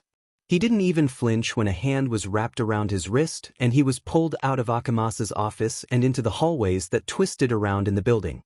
He knew the place like the back of his hand, so he didn't even need 𝐻𝐻𝐼𝐻 to be pulling him to know where he kept his stash of new toys, away from any browsers. 𝐻𝐻𝐼𝐻 always showed Izuku his newest stuff, even when they weren't yet in market. He didn't understand why, 𝐻𝐻𝐼𝐻 just did. He wasn't complaining and he was extremely grateful. The older man literally threw the door open with how eager he was, and they entered the room. There were racks and racks of black book bags and each of them held different gears and things he and his team made. Each book bag had a letter spray painted on the front, and that is what 𝐻𝐻𝐼𝐻 used to tell them apart and keep track of all the weapons. 𝐻𝐻𝐼𝐻's eyes flicked across his clipboard, probably wondering what fit Izuku best. He made an sound and walked up to book bag D and pulled it over. He smiled wickedly and unzipped the bag with ease, pulling out black arm gauntlets. "Look at these!" he exclaimed and grabbed Izuku's arm forcefully and slid the thing on, putting it tightly. These arm gauntlets uses high-pressure gas to accelerate punches to increase power as well as provide protection for your arms. It would have to be a really bad hit for you to break your arm, but if you do, this gauntlet holds it in place that way if your battle isn't over, you can continue to fight. Izuku nodded along as he looked around the gauntlet before deciding he would take it. 𝐻𝐻𝐼𝐻 smiled triumphantly and looked back down at his clipboard before making the same sound and running towards book bag K. Before the item was even out, 𝐻𝐻𝐼𝐻 was proudly explaining how it worked. The auto balancers is a complex support equipment that improves the stability of the wearer. It consists of two parts, one that goes on the legs and another that goes on the back. Izuku took it out and it kind of looked like a leg brace, but it was clear that it wasn't. 𝐻𝐻𝐼𝐻 just kept explaining, the leg parts looks like leg braces, although its function is to help the wearer's movements, making him have to make less effort when running, feeling his legs much lighter. The part of the back consists of what appears to be two ailerons, of which hang 3 cylinders in each. This device allows its user to maintain balance and help him change course adeptly in a race. Izuku nodded along and looked it over before deciding that he'd need it and agreed to take it too. He didn't want to bother 𝐻𝐻𝐼𝐻 by taking another one, but the man stopped him from leaving and ran to grab book bag C and opened it for Izuku. "It's a capture gun." Izuku grabbed the gun and weighed it in his hand. The capture gun is a complex-looking pistol with a funnel-like muzzle. The gun does not shoot bullets, but instead shoots cartridges that release capture nets with which capture the foe. The user can fire up to 5 cartridges before reloading. Izuku nodded, and just like with the other items, he looked it over and decided to take it. The man was about to grab another bag, but Izuku stopped him. "Thank you, 𝐻𝐻𝐿, but this will be all. How much does it cost?"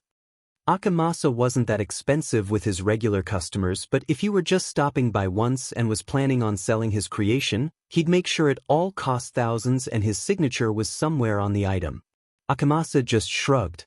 "Take them." Izuku furrowed his eyebrows. "No, I have to pay. There's no reason not to." 𝐻𝐻𝐿 just shrugged again. "How about I get you another item and you take them all for free?" Izuku was dumbfounded. He was giving all this great gear to him for free. That wasn't fair on 𝐻𝐻𝐿's part, unless he needed a favor. "Fine." Izuku admitted to defeat, finally coming to terms with what was happening. "Look at this respirator, it's all you'll need instead of that mask. It covers half your face to hide your identity, and it has a built-in voice changer. If you're anxious about your features, you can wear some eyes contacts, or we have some colored hairspray. That way your identity is being hidden either way. It also prevents you from damaging your jaw, chin, and neck." Izuku didn't refuse, he just grabbed it off of him and smiles politely. "So, I don't mean to sound rude, but what is it that you need me to do?" 𝐻𝐻𝐿 raised his eyebrows. "What do you mean, Night Watch?" he asked, and Izuku blushed. "Well, it's just that whenever you give stuff out for free, you usually ask for a favor in return." 𝐻𝐻𝐿 just shook his head. "All of my other customers aren't like you. They don't use the gear for good. I admire you, and for that, it's my honor to know that you're wearing my support items on the job." Izuku forced a smile. 𝐻𝐻𝐿 was just another person he was going to hurt by dying. His patrol was the same as always. He sat on a roof and listened to the sounds of nighttime Japan. He was exhausted emotionally and his whole body hurts, from the inside out. His cancer was worsening and he knew it was partially because of his work. He should be resting and focusing only on his treatment, but he just couldn't. He would rather die happily than to spend the rest of his days at the hospital. That's how it was supposed to be, though. He was in the hospital for a while before they sent him home. There was nothing they could do. His body wasn't fighting it as it should, and the vaccines did little to help. He was just holding up a hospital room, and so they sent him home. He sighed into the night. It felt unusual with his new gear, but it wasn't a bad feeling. He decided he wasn't going to wear contacts or colored hairspray. To keep his identity more secret, he was just going to keep his hoodie on. And if it fell, that wouldn't matter because he only came out at night and the darkness would hide the color. Hopefully. He was bored. The night was quiet except for the breeze that flew by. "New gear." He heard the familiar voice of his favorite hero ask. When he was younger, All Might was always his favorite. He was everyone's favorite. He was a genuine hero and was kind-hearted. Plus, it's hard not to like someone when they're always being shoved into your face and praised everywhere around you. It made him cringe to remember how he used to fanboy like a girl with a pop band. The walls in his bedroom used to be covered in All Might posters and action figures. He idolized All Might like a god. But as he grew older and began training to be a vigilante, his viewpoint changed. The underground hero, Eraserhead, became his #1 hero. He didn't like fame and didn't save people for the money. He did it because he wanted to. You can see it on his face. The black bags that hung low below his eyes and the scruff he always had from not shaving. He saved people even when he was tired and exhausted. He put himself on the line even when he felt weak. That's a true hero. Yup. Izuku responded, popping the P.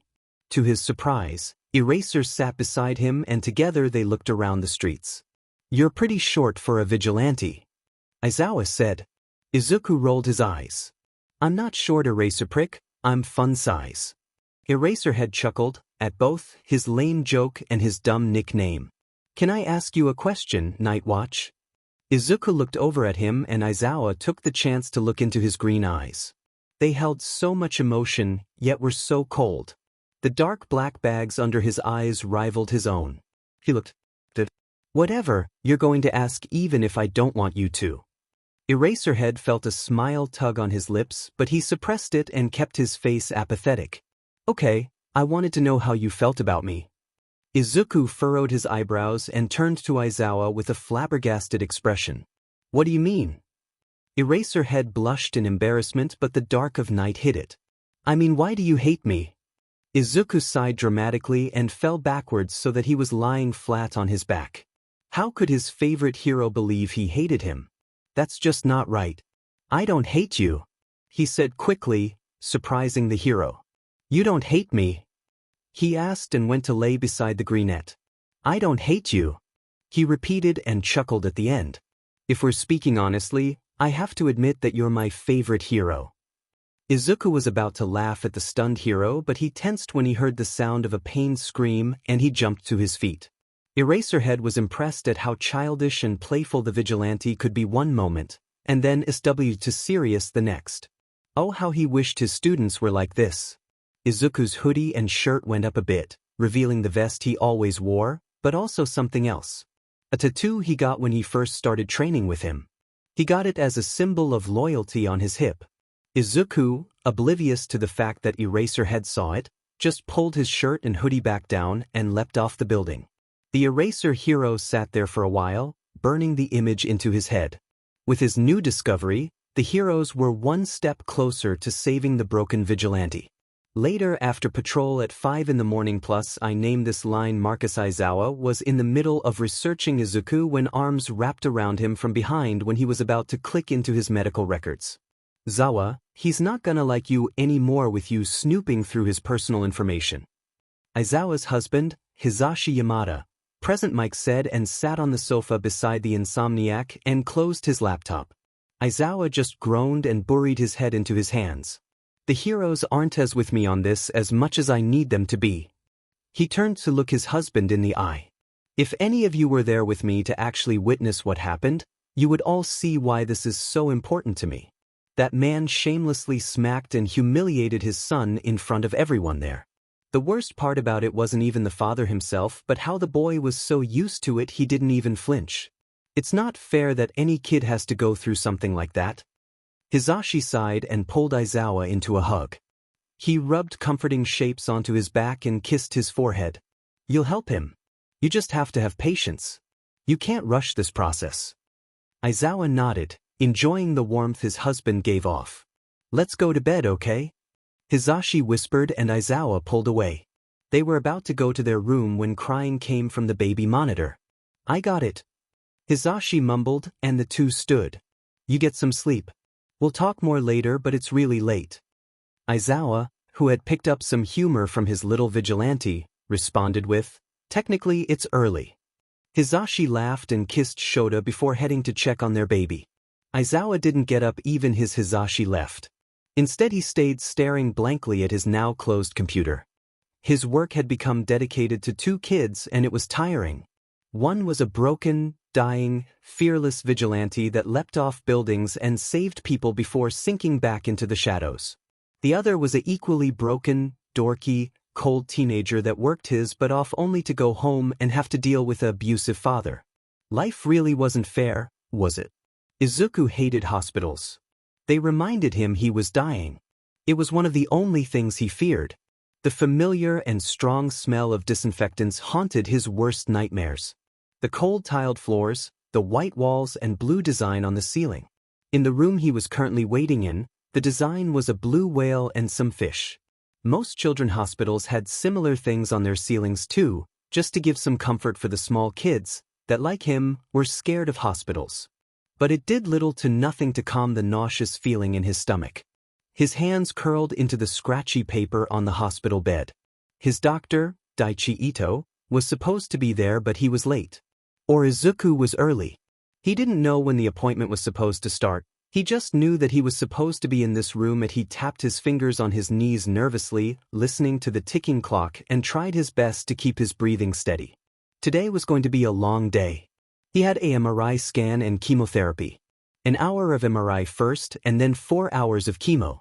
The door opened and his doctor walked in, holding a clipboard to his chest. He smiled at Izuku and sat on the doctor's chair in front of the computer and wiggled the mouse. Hello Midoriya, it's nice to see you. How have you been since the last time I saw you? He asked as the computer came to life and he quickly typed in the password. Fine. Izuku lied and looked down at his hands. Daichi hummed in response before clicking into Izuku's file and spun in his chair so that he was looking at him. Alright, let's get this checkup started. Come with me. He stood up and Izuku followed him out of his room and into another one 2 doors down. He weighed him, measured his height, checked his blood pressure, grip strength, then they went back to the room they were currently in. So, how's things with your dad? Daichi asked as he transferred all the data he just got from his clipboard to the computer where he submitted it. The same. The doctor nodded before he walked over to the sink and washed his hands, grabbed a pair of gloves and then went to where Izuku was.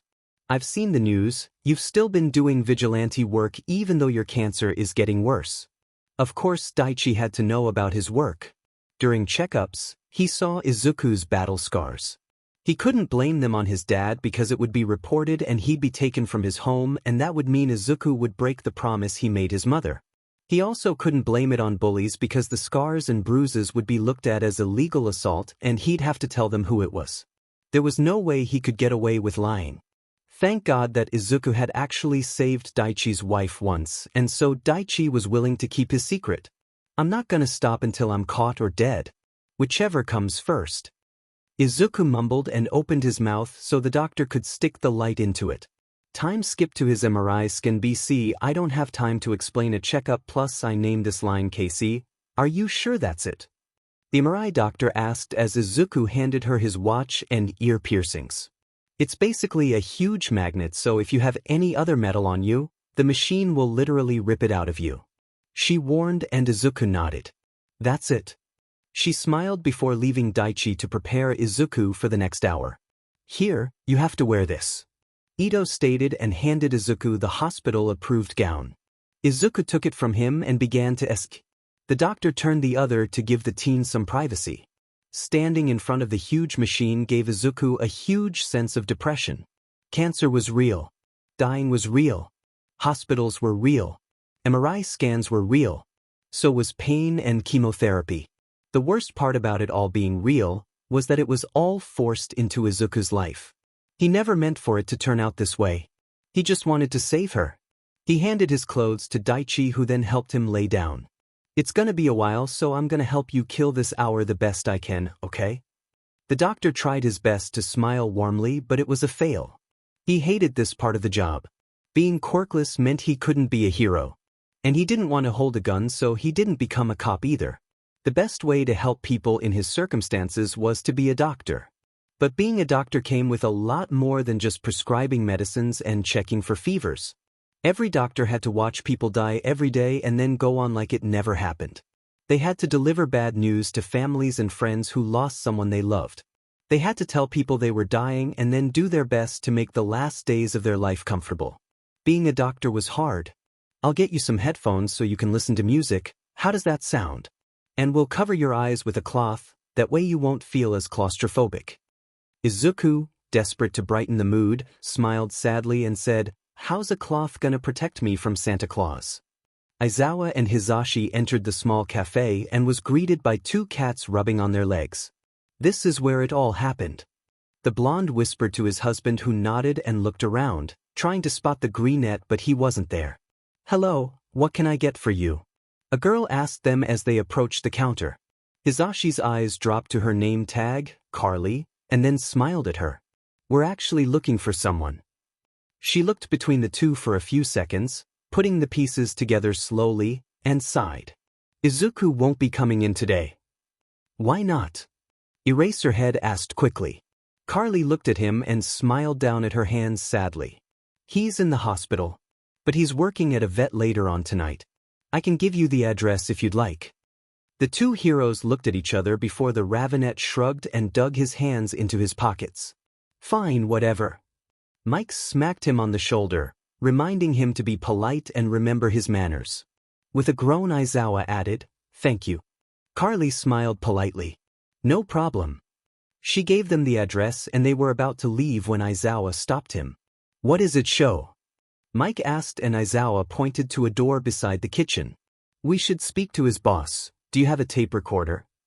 Mike nodded, took one out, turned it on, and they walked to Sakura's office and knocked on the door. Moments later it was opened by the boss herself. She looked at the two heroes with pure confusion. "Can I help you?" she asked. "We're here to talk about one of your employees, Midoriya Izuku." Eraserhead told her, staring at her, eyes tired. Sakura nodded slowly and opened the door. "Come on in." The office smelled like coffee and books. An okay combination. The floor was completely covered in a soft gray rug. Pictures hung around the medium-sized room. A desk was in the middle covered in Sakura's papers and her laptop.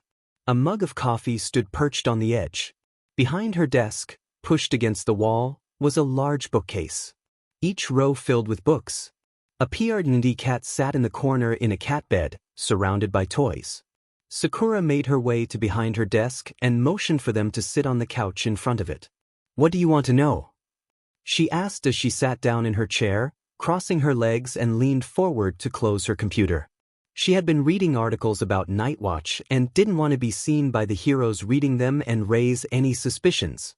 "I'm not gonna stall. I believe Midoriya is being abused at home by his father. Do you know anything about that?" Sakura sighed internally with relief. She had been anxious that they were gonna ask about her seeing any signs that Izuku was Night Watch. This was a topic she was glad to finally share with the authorities. "Izuku has worked here for a long time. Over the few years I've known him, I've grown very fond of the boy." She took off her reading glasses and carefully placed them on her desk. "So I was indeed very sad to see how his father treated him." "So, is that a yes or a no?" Aizawa asked, urgent to know already and annoyed at how slow she was being. His words earned him an elbow to the ribs by the blonde beside him. "Would you elaborate?" Mike asked politely before glaring at Aizawa. Sakura felt her eyes water at the memory of the first time she witnessed an encounter between her worker and his father. A while ago, Izuku had only been working here for 2 months when his father decided to pop in. He demanded the child give him money for a pack of cigarettes. Unfortunately, Izuku had forgotten his wallet at home. This angered the man and he proceeded to spit at his son and punch him. Right outside of here. Izuku didn't fall or flinch after the blow. He just wiped the BLD from his nose and listened to his dad yell a bunch of insults at him. He came back inside, cleaned up and just continued as if nothing happened. Sakura wiped a tear that had fallen from her eyes and sniffed. It was painful to know what Izuku was going through, yet not being able to do anything to help. "Ever since that day," she continued, "his father has made similar occasional visits. Can you tell us anything else about his home life?" Aizawa asked nonchalantly, even though his heart was squeezing. Sakura looked at them sadly. "Izuku does all the cooking and cleaning. He washes his father's and his own clothes and does all the grocery shopping with his own money. He works 4 jobs so he can have enough money to pay all the bills and still buy himself personal items like shoes and clothes. He's a hard worker and does a lot to earn his own money, yet his dad still takes a lot of it for his own addictions. Why does he stay and doesn't accept any help?" Hisashi asked, voicing Aizawa's own thoughts. Sakura's face dropped. "That reason is private." She coughed awkwardly and pushed a strand of hair behind her ear. "I'm sure Izuku wouldn't be comfortable with me sharing that with you." Aizawa, exhausted and tired, leaned forward and looked Sakura in the eye. "If you want us to help him, we need to know his reasons. If not, we have no way to convince him to submit and let us in." She looked away before sighing in defeat. "Fine," she whispered and bowed her head. "I'll tell you." Sakura hesitated, mouth falling open but then flapping back closed. She couldn't help but feel as if she was betraying Izuku by telling the heroes this. It was extremely personal and if they brought it up in front of him, it would hit a nerve and he'd flip out. It was far past sensitive topics. It was more than a trigger. He's never stopped blaming himself for what happened, what he did, what he promised. He could never escape the extreme guilt the memory brought and how it was ending his own life. Even if he tried to move on from it, his dad never would. Sakura looked down at the cup of coffee she was drinking before they came. She was sporting a bad headache from all the feelings she had detected at the funeral. Her quirk was she could feel what others were feeling. It took a lot of training, but she learned how to keep it deactivated instead of feeling 100 different things from the people around her, but if an emotion was extremely strong, she could still feel it a little bit. That's why she could faintly feel the anxiety that was coming from Izuku the first time Eraserhead had stopped by the cafe. At the funeral, dozens of people were feeling too much for the walls she had built to keep her quirk in 𝐻𝐻𝐷𝐶FFS, but they still managed to break in through the cracks and now her head was pounding. But even then, now that she was in the situation she was, the coffee no longer appealed to her nauseous stomach. Still, she took a sip to both stall and not waste a perfectly good cup of coffee. "We're wasting our time," Aizawa muttered to his husband, keeping both eyes on the woman in front of him. He whispered it quietly enough that she couldn't hear, so she didn't look fazed. Her eyes just kept darting around the room, lost in thought. Mike sighed in agreement and stood. They weren't getting anywhere because of the loyalty and fondness she had towards her employee. The blonde stood with a frown. "I hate to break this party up," he started and scratched the back of his neck awkwardly. "But we do have places to be." Sakura broke free from her thoughts and quickly stood, throwing her hands up. "No," she exclaimed, stopping them. "I'll tell you." She insisted. Her head bowed, hair casting shadows over her face. "I'll tell you," she repeated in a small whisper. Mike reluctantly sat back down, Sakura following his lead. "Okay, but I don't mean to rush, but we don't exactly have all day." Sakura nodded in understanding as she wrapped her hands around her still hot coffee cup. The warmth on the glass was the only comfort she could get out of the situation. "It was years ago." She stopped to take in a deep breath. "Izuku was, I don't know, 9 or 10 when his mother got sick with cancer. She was forced to stay in the hospital because although it was bad, she still had a small chance. His dad was always panicked. He didn't know, but Izuku could hear him wandering around the house all night. After a couple months, the panic turned to anger. It didn't start with much, just a few hits here and there, but quickly developed into so much more. So when Izuku was 12 he got an idea. His quirk is a very complicated thing, but he figured if he did the right thing, he could take away the cancer. His quirk has to do with energy. And you know cancer grows with energy. He figured if he used his quirk carefully, he could search her body for the correct energy and take it out of her. Doctors all over the hospital talked it over and decided it was worth a try. I mean, how great would it be if they found a solution to every sickness in the world? But after a month or two, the idea was sounding less appealing. It could go wrong and end her life. There was so many loose ends that they were gonna call it off. But before they could, his mother relapsed. Terrified to lose her, both him and his father begged to let Izuku save her. With pity they caved. Izuku was to be alone in the room with her and try. But something went wrong. Izuku did something wrong, and instead of only getting rid of the cancer's energy, he absorbed it. It gave him cancer. The energy was forced into his body and he lost control of his quirk. He accidentally took both his and his mother's life. Sakura was shaking now. She had shared Izuku's darkest secret, besides his vigilante work. The two heroes were stunned. This was why he was so cold and apathetic. But that doesn't add up to why he won't accept help. Aizawa mumbled after a while of repeating the story in his head, trying to process it in a way that would make it easier to understand. Was it that he felt so guilty about accidentally ending one of his parents' lives that he couldn't bear the thought of losing his other parent too? Or maybe it was the fear of being alone. An orphan. Both scenarios would be reasonable explanations. That's because I wasn't finished. Before she said her goodbyes just in case. She asked him to promise that if the procedure didn't work and she died, he would stick by his father's side. He promised her that he'd be there for him and make losing her easier. Tears slid down her face as she buried it into her hands. It made sense now. His guilt was keeping him from thinking about himself and breaking his promise. He wasn't doing this because he felt obligated to stay. He didn't feel scared to leave. He didn't want to not leave. He took the beatings and the torture. For her. For his mother. For the mother that died, and he blames himself for it. Aizawa internally groaned in frustration. How could he work with this? Then something caught his eye. On Sakura's desk was a picture frame. In it was Izuku, Sakura, and Sakura's other employees. They were at the beach and was sitting in the sand. Carly had her arm around the greenette's shoulders and he smiled widely. Binks was standing behind them making a funny face. Sarah was sitting crisscross, a book in her lap, and she smiled shyly. It was taken when he first started vigilante work and he didn't have all his scars but he was shirtless and Izuku quickly spotted it. Izuku hated chemo. It was hours of sitting in one place and the vaccines messed with his taste buds. He contemplated napping but that wouldn't work. He was too anxious to fall asleep. He was just going to have to kill time by reading. His reading was interrupted by the door being opened. He looked up, expecting to see a doctor, but instead there stood Eraserhead. Izuku narrowed his eyes at him in confusion. "What are you doing here?" he questioned. "Looking for you," he replied simply and sat down in a chair across from Izuku. Izuku shifted uncomfortably, and the nurse who was in the room couldn't stand the tension. "Well, Midoriya, I'll be back in a bit to flush your port." He nodded and the blonde rushed out and closed the door behind herself.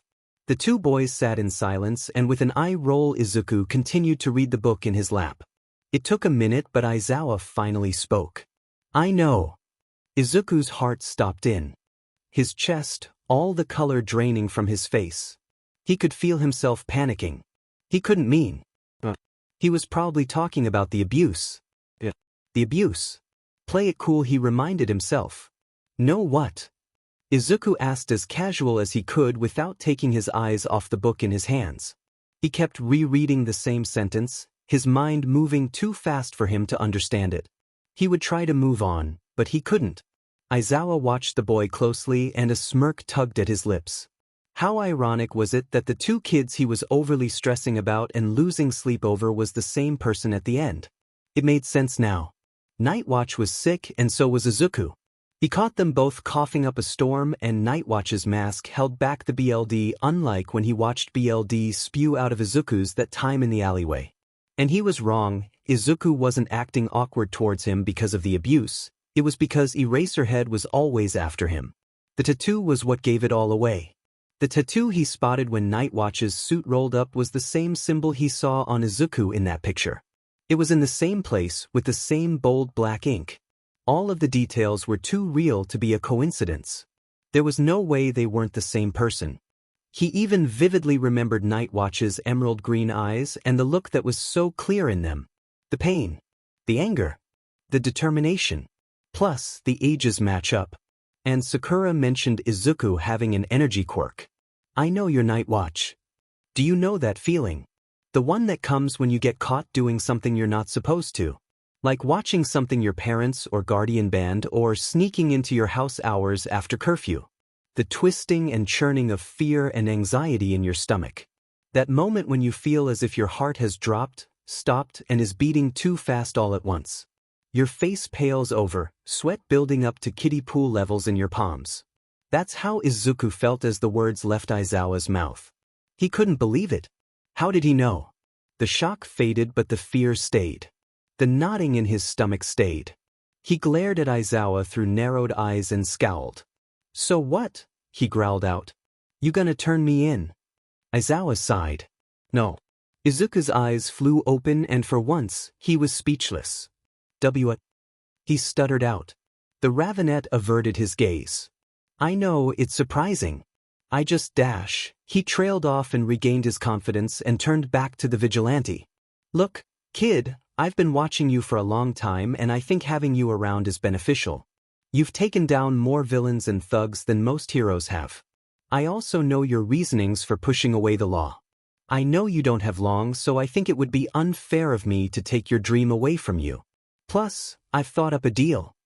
Izuku's eyes returned to their narrowed form as the color returned to his face and he began to calm down, but there was still an uneasy feeling in his stomach, making him slightly nauseous. "What kind of deal?" Izuku smiled sadistically. He started and leaned back in his seat, crossing his ankle over his knee. "We'll let you continue your illegal activities as long as you come to live with me and let me or my partner accompany you on your patrols." Izuku's eyebrows flew up in disbelief, jaw-dropping. "What?" he yelled.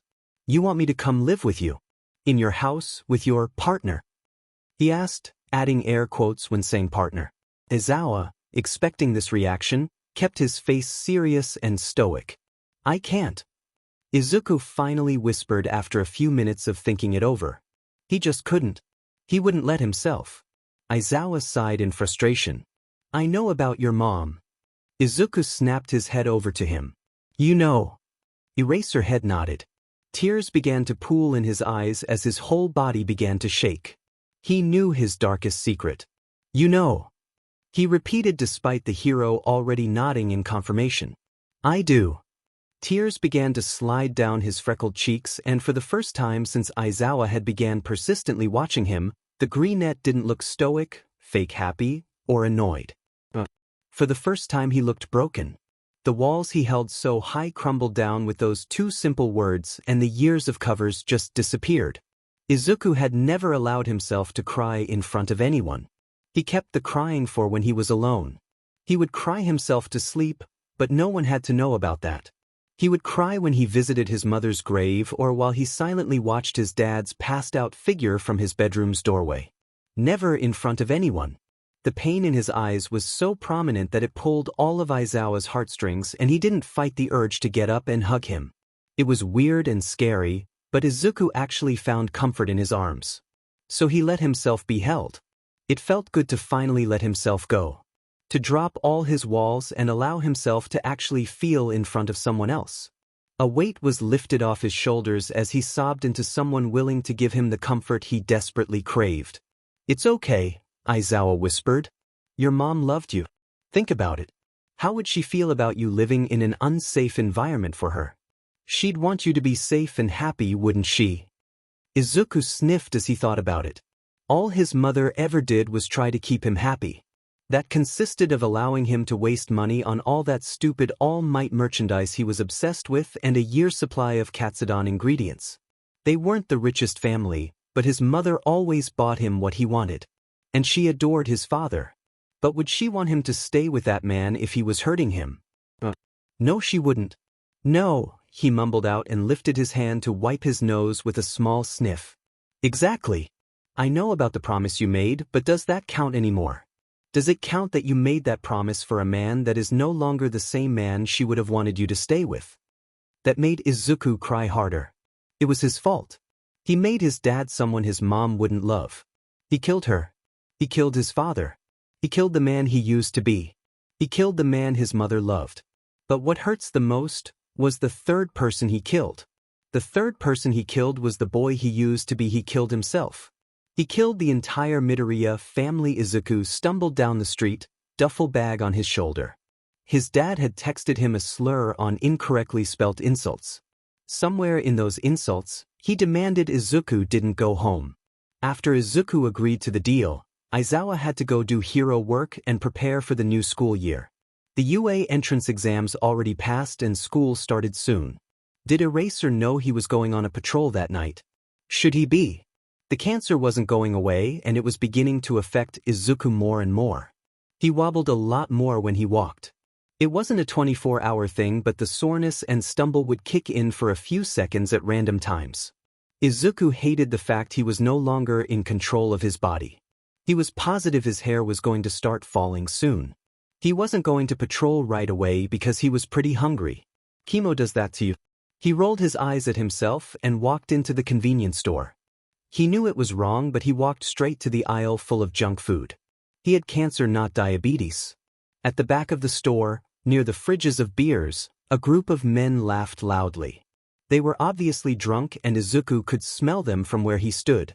It grossed him the hell out. He scrunched up his nose and ignored them as he grabbed a bunch of random things off the shelf.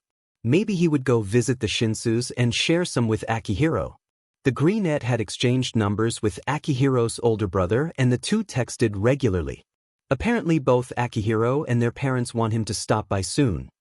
His contemplation was interrupted when a loud clash came from the back of the store, followed by a roar of laughter. Izuku lifted his apathetic eyes to look up at the clerk. It was an old guy.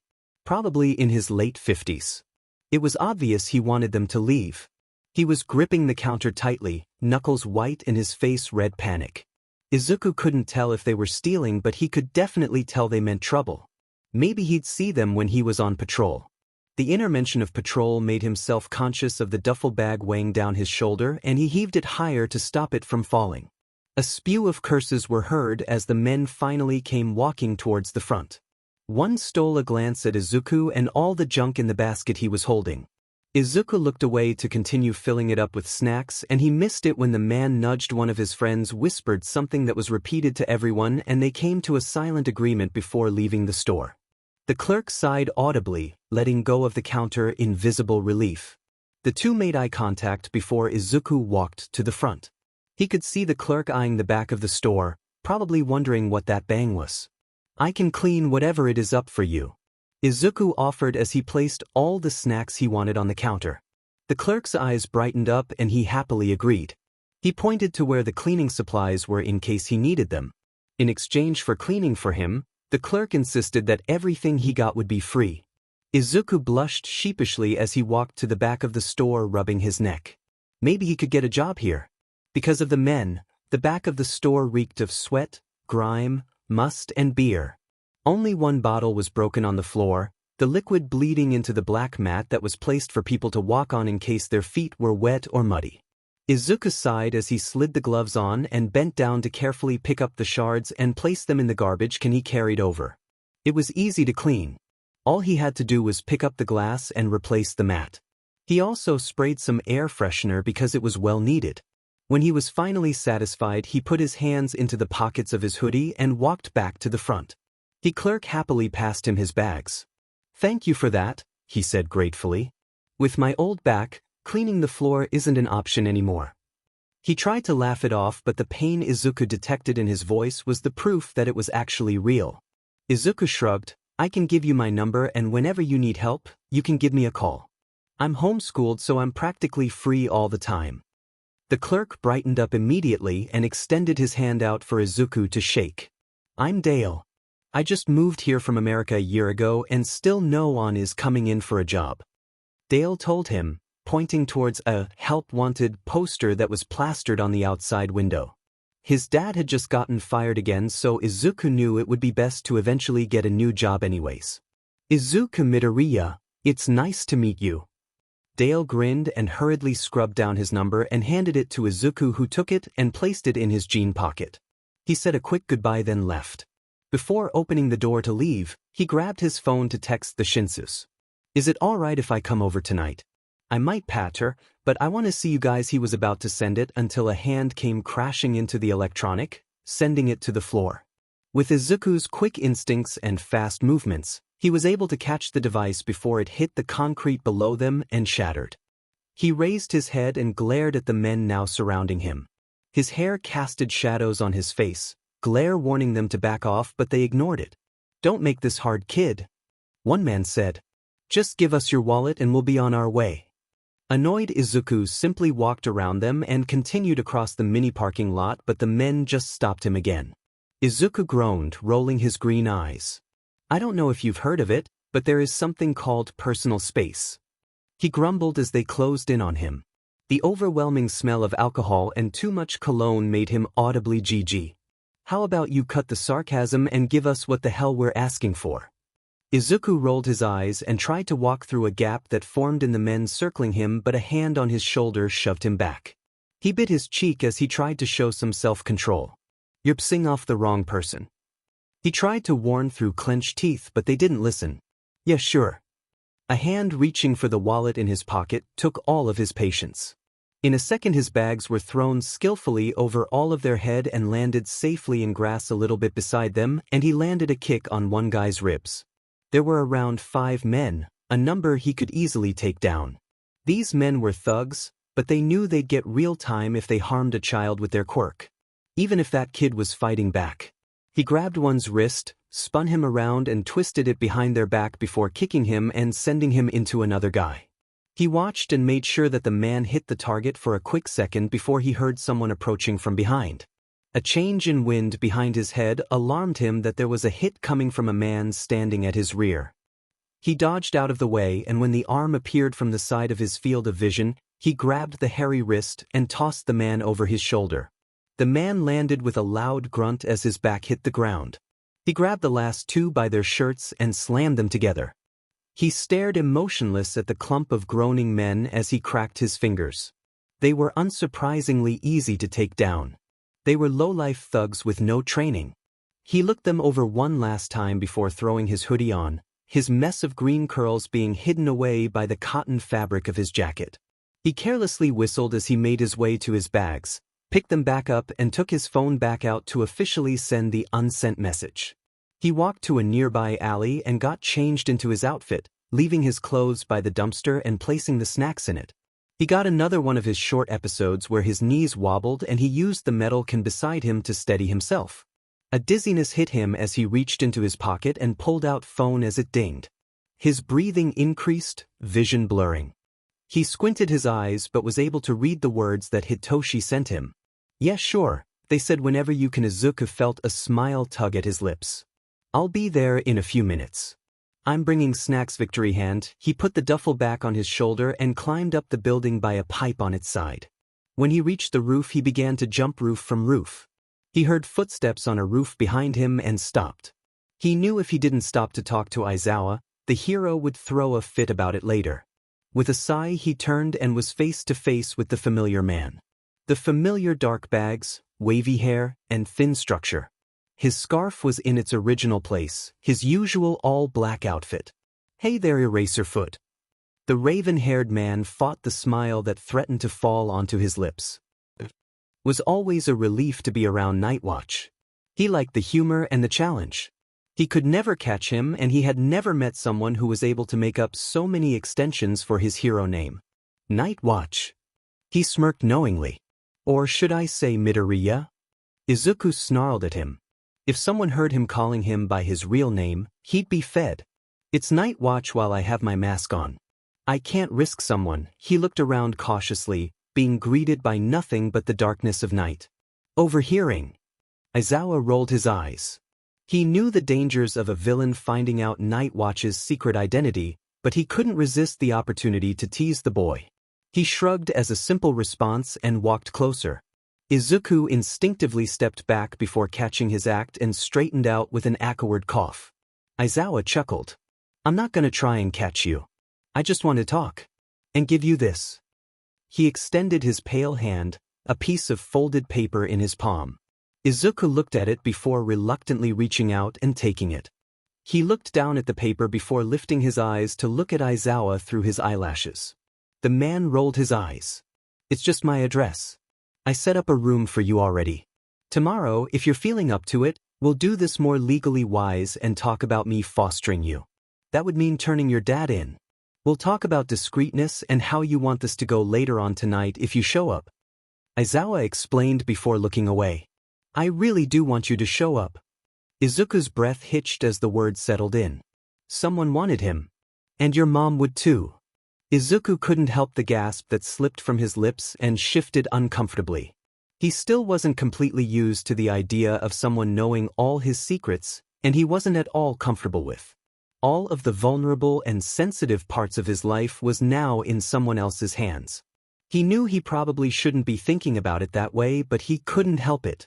It was like, you know those soft parts in a baby head that you're told not to press because it can hurt the baby since the skull is still forming and you can press a nerve and damage the brain. Yeah, well, his secrets were his soft spots. One harsh poke at them and he would be back in square one. A fragile, weeping, helpless boy. He didn't like it one bit. But Aizawa was a hero, right? And heroes help, right? Izuku let out a sigh, inwardly hoping that Aizawa really did have good intentions. He didn't trust him. And Aizawa expected that. Izuku had trust issues, and just because a man was offering shelter doesn't mean he was just going to trust him fully. He didn't even voluntarily let him in his life. He knew all his secrets. He wanted to make sure he won't tell. Yeah, whatever. He turned back around and pulled his duffel bag higher over his shoulder. Where are you going? Eraserhead asked, walking closer. Izuku tensed. He should tell him, right? He already knew everything else. He gulped and looked over his shoulder at Aizawa. To see a friend. Dressed in your suit? He questioned confusedly, eyes looking the greenette up and down. Izuku blushed embarrassingly. Why? It's complicated. Aizawa gave him a strict dad face and crossed his arms over his chest. I want to meet this friend. Izuku. Akihiro cried as the door swung open and his small body ran out to hug him.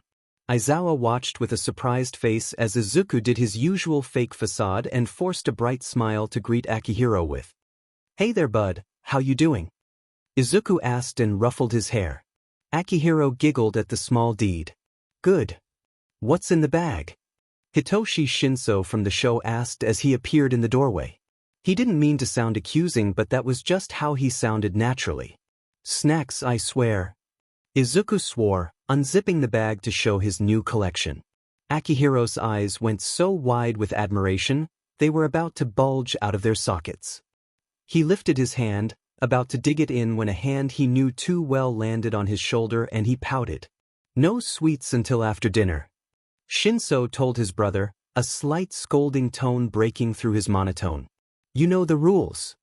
Akihiro brought his arm back and crossed them over his shoulder. What is he doing here? Shinso asked, nodding towards the hero leaning against the wall. Shouldn't he be like, trying to turn you in or something? Izuku laughed at Shinso's purposeful use of the word, trying. Izuku and Hitoshi had joked through text message about how funny it was that none of the heroes seemed to be clever enough to catch him. Seeing that his friend caught the joke, a small smile found its way onto Shinso's face, eyes brightening a bit. It brought butterflies to the both of their stomachs. I'm his new guardian. Aizawa answered plainly before returning to silence. Then we'd like to meet you. Mrs. Shinso said, suddenly taking her place behind Hitoshi, Mr. Shinso coming too. Aizawa pushed off of the wall and shook the couple's hands. I'm Eraserhead. Eraserhead. Mrs. Shinso repeated, racking her brain for the name. When it finally came to her, she grinned widely. The Eraser Hero. You can take away a quirk by looking at someone. Aizawa nodded and was about to say something, but Izuku quickly cut in. Sorry to interrupt you guys' meeting, but I think it would be best if we went inside. I don't want anyone seeing me on your porch and putting you in danger. I also don't want someone seeing Aizawa with me. If they do, he'll lose all his hero privileges and will most likely be put in jail. Realization hit them all and they all hurried inside. Maybe this was his new family. Sitting on a roof beside Eraserhead, Izuku rubbed his belly absent-mindedly. His stomach was churning because of all the snacks Akihiro kept making him eat. Rubbing circles into your stomach when it was hurt was something grown-ups rarely did to themselves. It was a sign that he was still just a child. Aizawa watched him from the corner of his eyes, but Izuku looked oddly focused. He must be using his quirk to search the streets, he thought to himself. He was correct.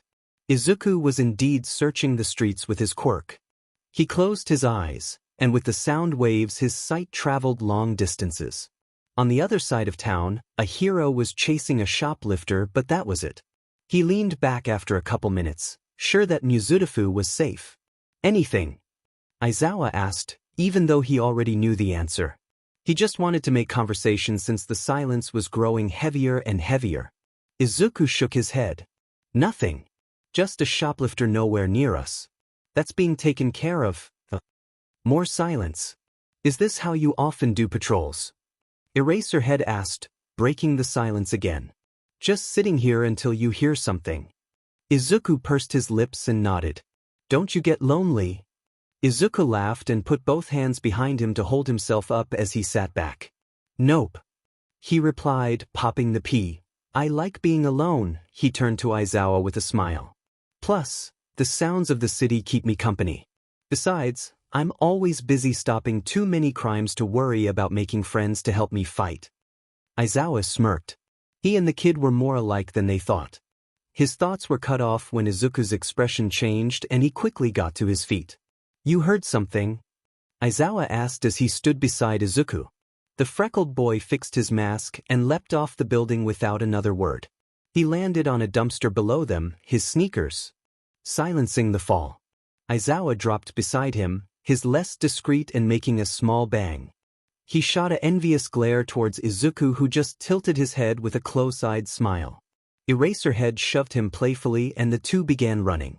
So, Izuku said as he entered Aizawa's apartment. This is where I'll be staying. Aizawa closed the door behind the two of them and kicked off his shoes. Yup. He replied and began to take his scarf off. For as long as you want. Izuku nervously made his way into the living room to look around.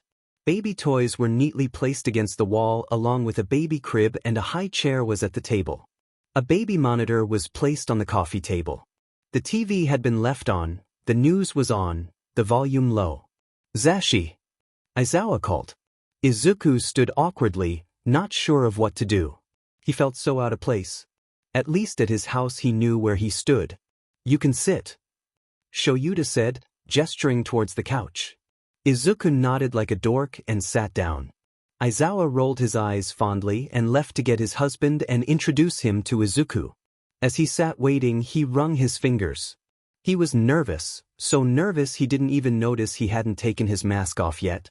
Moments later, a sleepy Present Mic came walking with a sleeping baby in his arms and Aizawa behind him. This is him? Hisashi asked, eyes roaming the young vigilante on his couch. Yeah. Aizawa responded. And you brought him here? He asked, turning to the Ravenet. You know this is illegal, right? If we keep him here, we can both lose our jobs as heroes. Aizawa flopped on a separate couch across from the one Izuku was on and rubbed his face in frustration. I know, Zashi. Then why is he here? Present Mic Whisper shouted, trying to not wake the baby. Because he's just a child. He answered sharply. Because he's dying and isn't doing anything wrong. Because he deserves a chance. What chance is it that you expect us to be giving him? Present Mic asked, voice desperate. He carried the baby to her crib and placed her down gently. She stirred from the loss of warmth, but the blonde quickly covered her with a blanket and grabbed one of her teddy bears for her to hold. And if he's a child, wouldn't his parents be worried? Aizawa walked up to his husband and cupped his face. That's what I want to give him. Hisashi seemed confused, so Aizawa quickly elaborated. A family, Zashi. He pulled the blonde into a hug and whispered, Izuku needs a family. Hisashi pushed him away, eyes wide. Izuku as in Izuku Midoriya. 𝐀𝐮𝐬𝐴 nodded and Hisashi's eyes watered. The boy you went to see at the hospital. 𝐀𝐮𝐬𝐴 nodded again and Hisashi walked away to sit on the couch, hands on his knees. He was fighting with himself. What was the right thing to do? Turn the child in, or take him in? He was dying and needed a family, and Hisashi knew whatever he decided, either way was going to make him feel guilty at the end. He would feel guilty even if he decided to do neither and just let the vigilante go. If this boy really was Izuku, then he comes from an abusive home. With an abusive dad and a handful of jobs. He muttered and buried his face into his hands. What are we supposed to do? There's no easy way. Izuku, who had his head bowed the whole time, finally looked up. His green eyes weren't dead, but filled with guilt and sadness. He stood up from his spot on the couch and cleared his throat. Both men looked to him and he opened his mouth to say something but closed it and instead took his mask off. No reason for it anymore. Plus, the voice changer was a bit weird for a conversation with the people he was supposed to be staying with. I'll go, he said quickly, eyes moving to the door. I don't want to cause you two any problems. I'm perfectly fine where I am. My dad. Izuku stopped and averted his gaze. He barely messes with me anyways. I'm rarely home and he usually kicks me out. What he thought was helping clear their conscience was only making it worse. He was about to leave when Present Mic stood up. No. Izuku turned to him and tilted his head in confusion. The blonde hero's eyes were full of tears. Why, you can stay. He sighed and sat back down. 𝐀𝐮𝐬𝐴 is right. He looked Izuku in the eye and smiled softly. You deserve a chance. Zash. 𝐀𝐮𝐬𝐴 said softly as he crawled into bed beside him. The blonde had his back to him and Aizawa sighed. Please, he whispered and wrapped an arm around his waist. Please don't do this to me. Please don't be mad. Hisashi flipped over so that they were face to face. Not mad. He stuttered and scooted closer so that his head was resting against 𝐀𝐮𝐬𝐴's chest. I'm just conflicted. I know. I get it, I really do. Eraserhead whispered and pressed a kiss to his forehead. But everything is going to be okay, I promise. I have a plan. Hizashi furrowed his eyebrows and bent his head back so that he was looking up at him. He pressed his hand to his cheeks and stroked it gently. A plan. Aizawa nodded. Yeah. The heroes don't know that Izuku is Nightwatch. Nor do they think I know who Nightwatch really is. Okay, he mumbled, nodding for him to go on. Don't tell Midoriya this, but I talked to Nizu.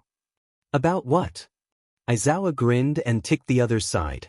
I'll tell you if you stop cutting me off. A laugh slipped past the blonde's lips and he smacked his hand away.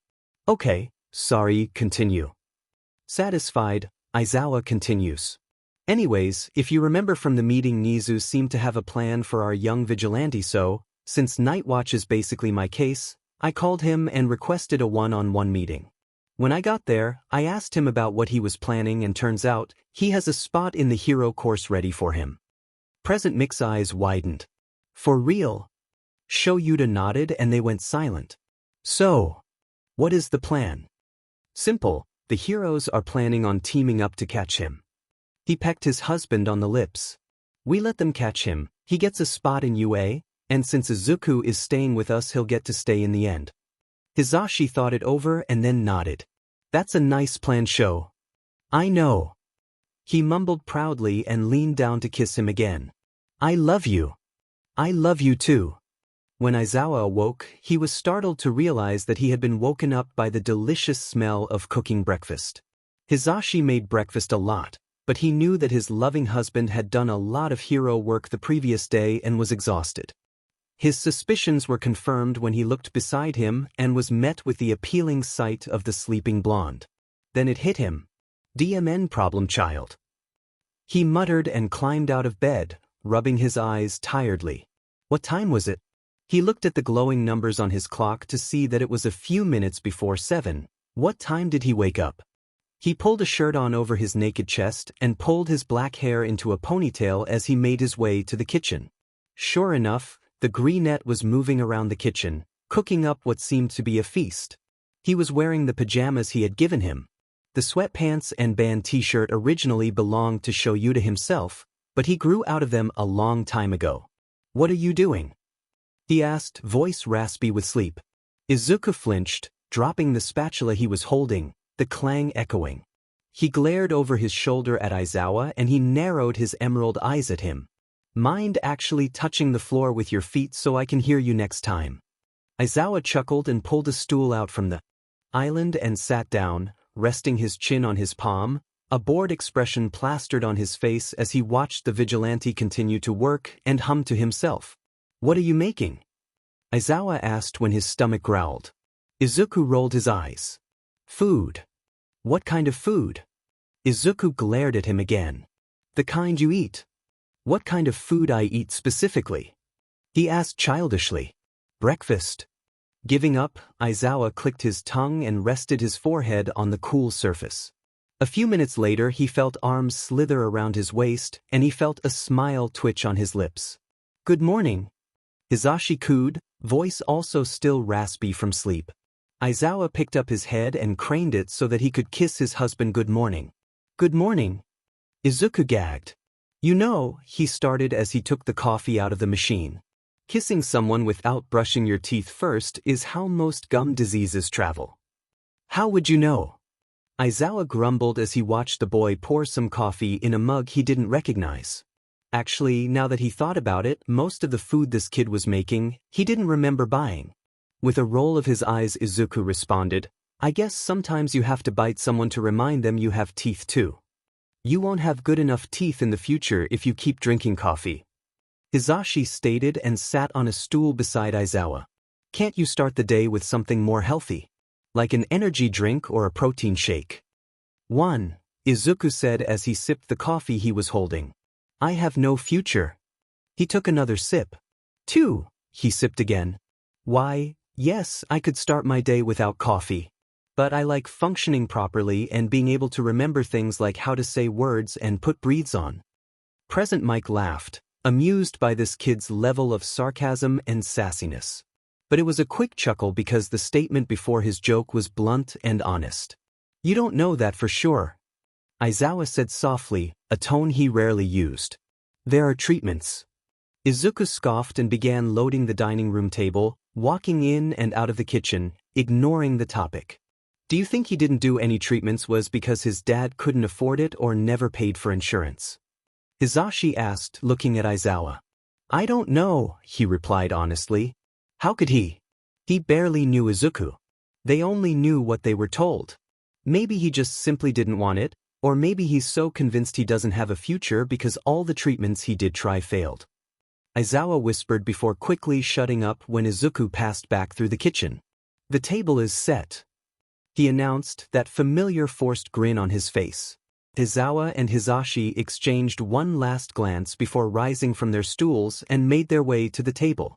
When did you have time to make all this? Present Mike asked as he gawked at the food.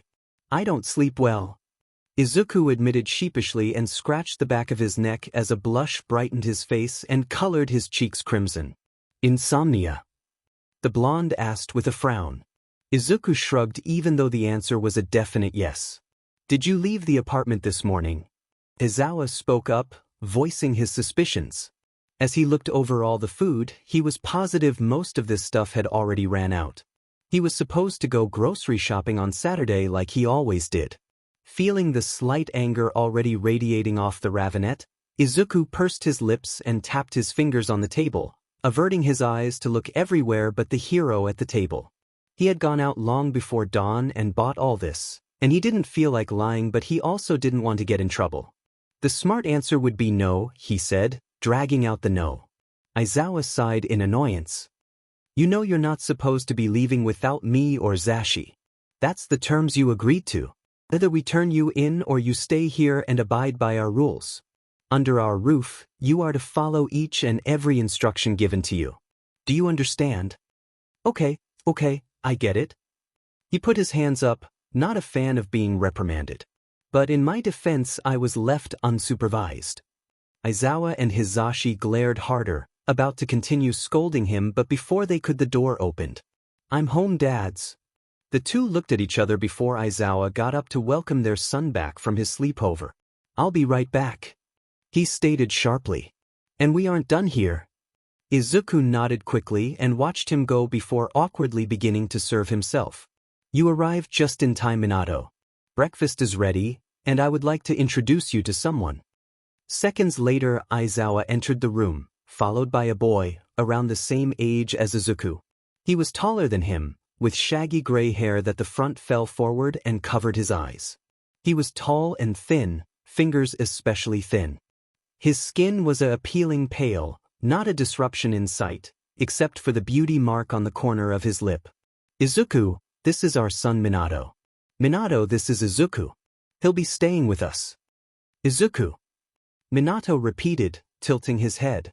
His hair swayed a bit, but didn't reveal his eyes. Izuku's brain began to overthink. Why was he hiding his eyes?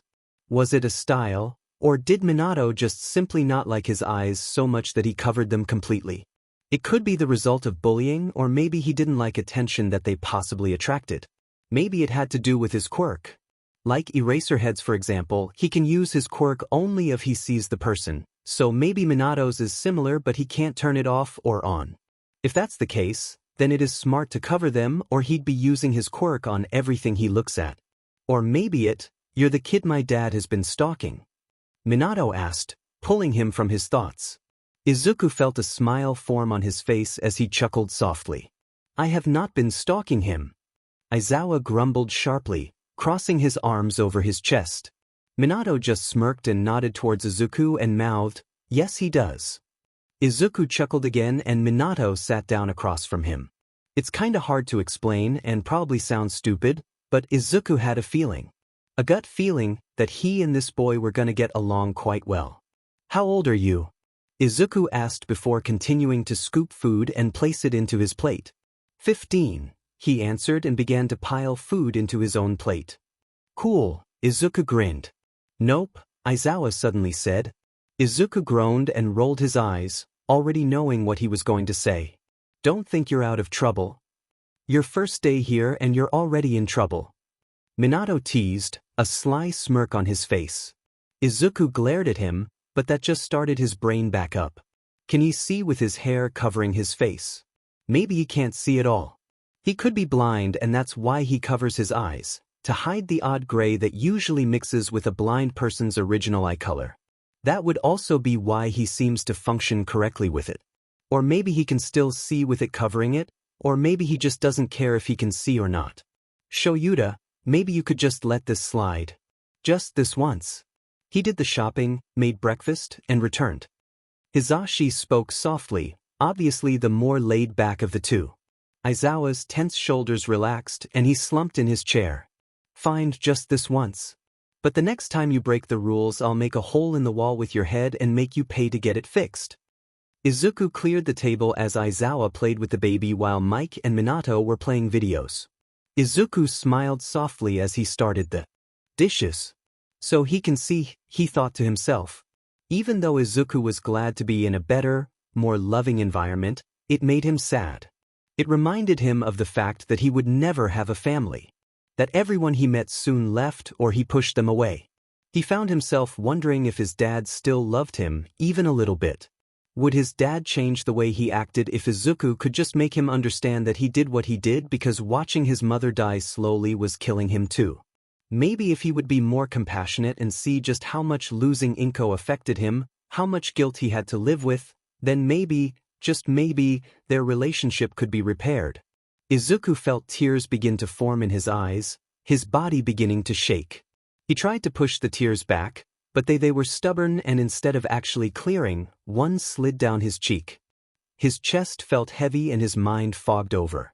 He felt like he was sitting at the bottom of the ocean. He couldn't breathe and his whole body was being crushed by the weight of the water. His lungs burned as the breath couldn't seem to find its way to it. His dad could never love him, not when he killed the love of his life. His legs began to feel weak as he got another one of his episodes. Every bone in his body ached and he gripped the sink to stop himself from collapsing. The pain was the worst it's ever been.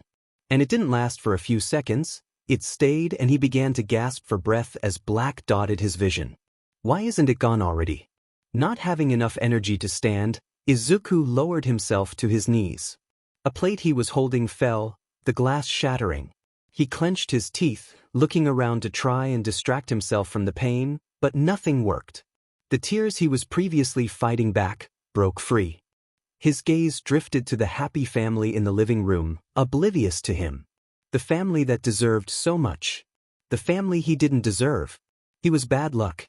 The ticking time bomb. He didn't belong there. He deserved the abuse that his father gave him. He deserved to be reminded that he was a monster for what he did. He didn't deserve to forget it. They weren't paying attention to him because he didn't belong there. This family was happy, he wasn't allowed to be happy. He didn't give himself permission to let happiness drift into his life. He shouldn't be happy, not when his father drowned himself in alcohol, stuck with the memories of a dead wife that his son killed. Murdered. Stole away. The monster. The voices never did leave him alone, did they? Izuku sobbed and got to his feet. He used the counter to support himself as he made his way to the door. When the counter was no longer there to offer support, he switched to using the wall instead. He couldn't stop himself from looking at the pictures that hung from the wall. More tears spilled down his freckled cheeks and he took one last look at the family behind him before grabbing his duffel bag and slipping out the door. Little did he know that the eraser hero had heard the door click shut. When Izuku made it out the apartment complex, he held himself up, no matter how much it hurt. He held his hand under his now bleeding nose and limped away. He wasn't thinking clearly, but his body dragged itself to a place he really didn't want to be. The cemetery. He was also unaware of the fact that as he neared the cemetery, a hero was exiting his apartment building, calling out for him. Aizawa was panicking. The streets were empty, no sign of the vigilante. DMN problem child. He used his scarf to pull himself onto the nearest roof and looked around from there, but he was nowhere to be seen. Where could he have gone? He didn't say anything about having work that day, and if he had somewhere to go, he would have told Aizawa. He ran a hand through his hair before he began to run, jumping building after building, going in different directions. He had to find him. He dug into his pocket and crouched on a random roof and called his husband first. Yes, baby. Hizashi answered the phone. Zashi dash. He started, but before he heard laughing over the line. That's not fair. You cheated. I was on the phone. No excuses, you're just trash. Minato teased. Present Mike. Aizawa yelled into the phone, and that caught Hisashi's attention. Aizawa never called him by his hero name or last name unless it was important or he was annoyed. What is it? Are you alright? I'm alright, but I'm not so sure about Izuku. What do you mean? Isn't he in the kit? Oh, he's gone. No 𝐬𝗧𝗟𝗘. I saw him leave the apartment. I waited a couple minutes because I heard glass fall. I thought maybe he had picked it up and was taking the trash out, but he didn't return. I can't find him. Have you tried calling him? Maybe he just stepped out to go to the store. Aizawa took a deep breath, trying to calm the nerves swimming around. What if something bad happened to him? A villain could have found out about their relationship and he became a target. He could have gotten lost on the way to the store. Or maybe he ran. Why would he? He and Mike only gave him support and a safe place to live. Plus, he had only been with them for one night. What could they have done in that small amount of time that scared him away? Unless he scared himself away. Oh 𝗏𝗏𝗏. Aizawa blinked out of his thoughts, the sound of his husband calling him pulling him back to reality. Sorry Zashi, what were you saying? I was telling you, you should try calling him. Okay, I'll call you back. They said a quick goodbye before the Ravenet hurried to call Izuku. He didn't know why he was so worried, this could be over nothing, but he had a bad feeling in his gut. Something was telling him that something was wrong. He didn't care that what Izuku did was illegal, or that he barely knew him, or that he was a sarcastic little SHT, all that mattered was that he was okay and safe. But as the seconds flew by, the feeling that he wasn't only grew. Hello. He heard Izuku's chirpy voice. He let out a breath of relief. Izuku, where the hell are you dash? Just kidding. This is my voicemail. The message was followed by a man's soft laughter in the background. If you're hearing this, I'm either busy, asleep, too lazy to grab my phone, or avoiding you. But if you'd like to leave a message, please press P and D, press 3 then dial your name and press 6 and dial your number, then press star, press 69, ask for extension 4443, then leave your name and message. If you'd like to leave your number and the time you called, please press star twice, bark like a dog, jump around in circles, press 1 26 times and wait for the beep. That man's laughter came back and he distantly said, Come on Zoo, time to get back to Tra dash, then a beep. Aizawa furrowed his eyebrows. He knew he had important things to do, but he wanted to see what stupid voicemail message Izuku had. Who was that man? What were they doing that had to be continued? Doesn't matter. He whispered to himself before continuing his search and calling his husband back. Izuku entered the rusted gates and looked around before beginning to walk. The light cut through the early morning clouds, giving it an almost sepia tone, casting the gravestones in that nostalgic hue. Unlike the bones that were mostly gone, the stones weathered slowly, only their lettering showing the signs of the passing of time. Izuku passed them, touching each as he went by until he came to where his own heart was buried, and he knelt by her grave that had been cold for the past years. He touched the stone, the pillow of granite that bore her name but none of who she was. She was never gray or cold. She was the sunshine and the flowing river, the laughter and the sparkle of frost. She was the beauty that made life good and made his heart beat happily in his chest. Past that rickety, rusty, iron gate, a legion of stone stronger than any army marched their way across the soft soil and tendrils of rusty weeds, enduring centuries of brutal and harsh disasters of Mother Nature herself. No matter how hard the wind blew, or how heavy the rain fell, it stood. No fire could tear it down so easily. If only life was that way. If only humans didn't stand defenseless against cancer and other sicknesses.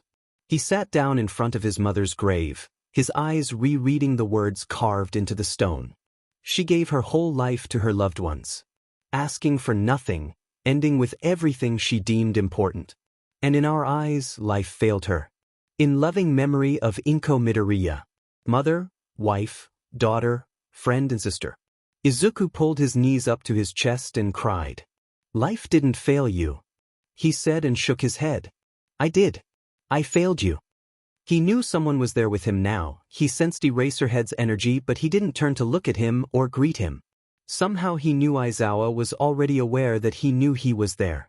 Izuku touched the grave with the tips of his fingers, the stone cold and rough beneath the soft skin of his fingers. "I failed you," he repeated and dropped his head. His cancer pain had dulled, but an ache was left behind. "You put your life in my hands and I failed you." He cried harder, the warm tears streaming down his soaked cheeks. "Ever since," he stopped and took in a sharp breath.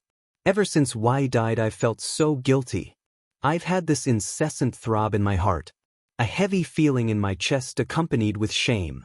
A whole lot of it too. I'm ashamed that I wasn't strong enough to save you. Instead now he was cut off by a heavy sob that escaped. Now I have to live without you. The only thing left of you is your blood on my hands." He squeezed his eyes shut, his body racking with endless sobs. It was more than crying, it was the kind of desolate sobbing that comes from a person drained of all hope. He got to his knees in front of the tiny grave, not caring for the damp mud that dirtied his jeans. His tears mingled with the sweat rolling down his face, and his gasping wails echoed around the gravestones. The pain that flowed from him was as palpable as the frigid fall wind. Moments later, Aizawa broke from the daze he was currently stuck in and approached the greenette, sinking into a crouch beside him and tried to pull him away from the grave, but Izuku didn't want to leave. He couldn't. He pushed him away, still sobbing. "Izuku, I don't think it's healthy for you here." Aizawa tried, genuinely worried for the boy's mental state. Izuku turned to look at him, the walls that he always had gone for the second time in front of the hero. I need to be here." He pushed him away again, this time weaker. He was losing the strength in his body due to the pain he was in and because of how badly he was shaking. "You're shaking," Aizawa said softly, pulling him to his feet. "Maybe it would be best if we go home." Izuku shook his head, curls bouncing. "I haven't been here in years. My mom is my home. My mom is my home." The tears burst forth like water from a dam, spilling down Izuku's face. The muscles of his chin trembling like a small child. He hears his own sounds, like a distressed child, raw from the inside. It's raw, everything raw, tears, raw emotions. He can't stop. He can't stop. Why can he not stop crying? His walls, the walls that hold him up, make him strong, just collapse. Moment by moment they fall. Salty drops fell from his chin, drenching his shirt. Perhaps these tears will help wash away the blood on his hands that belongs to his loving mother. As much as he tried to hold it in, the pain came out like an uproar from his throat in the form of a silent scream. The beads of tears falling down one after another, without a sign of stopping. Aizawa, not knowing what else to do, pulled Izuku into him and held him close. He pulled the two of them back down, still holding Izuku in his arms. Okay, he mumbled into his curls. Just do what you gotta do." Aizawa was never a comforting person. He wasn't good at feelings and he rarely had to comfort a grieving boy. Hisashi's family was all still alive and was usually the one comforting Aizawa when memories haunted him. That made Aizawa feel even worse. He knew the pain of losing his best friend, but he could never identify with the pain and guilt that Izuku feels. He didn't kill Oboro, and even though he still thought about what he could have done differently, and maybe if he had tried harder he might have been able to help him. But he didn't 100% blame himself. Izuku did. Izuku blamed himself for pushing his dad over the edge and ending her and his own life. That pain was a different level of pain. One that Aizawa was incapable of soothing. All he could do was hold him and let him heal himself. No words he could say would heal him. Izuku had to forgive himself for the healing to start. And self-forgiveness was also something Aizawa had no way of giving. Izuku pulled away and crawled back towards the stone. He needed to do this. He couldn't forgive himself without her forgiveness. Knowing his mother, she loved him so much that if she was alive, she'd smack him with a wooden spoon. Not for killing her, but for letting it kill him as the time passed.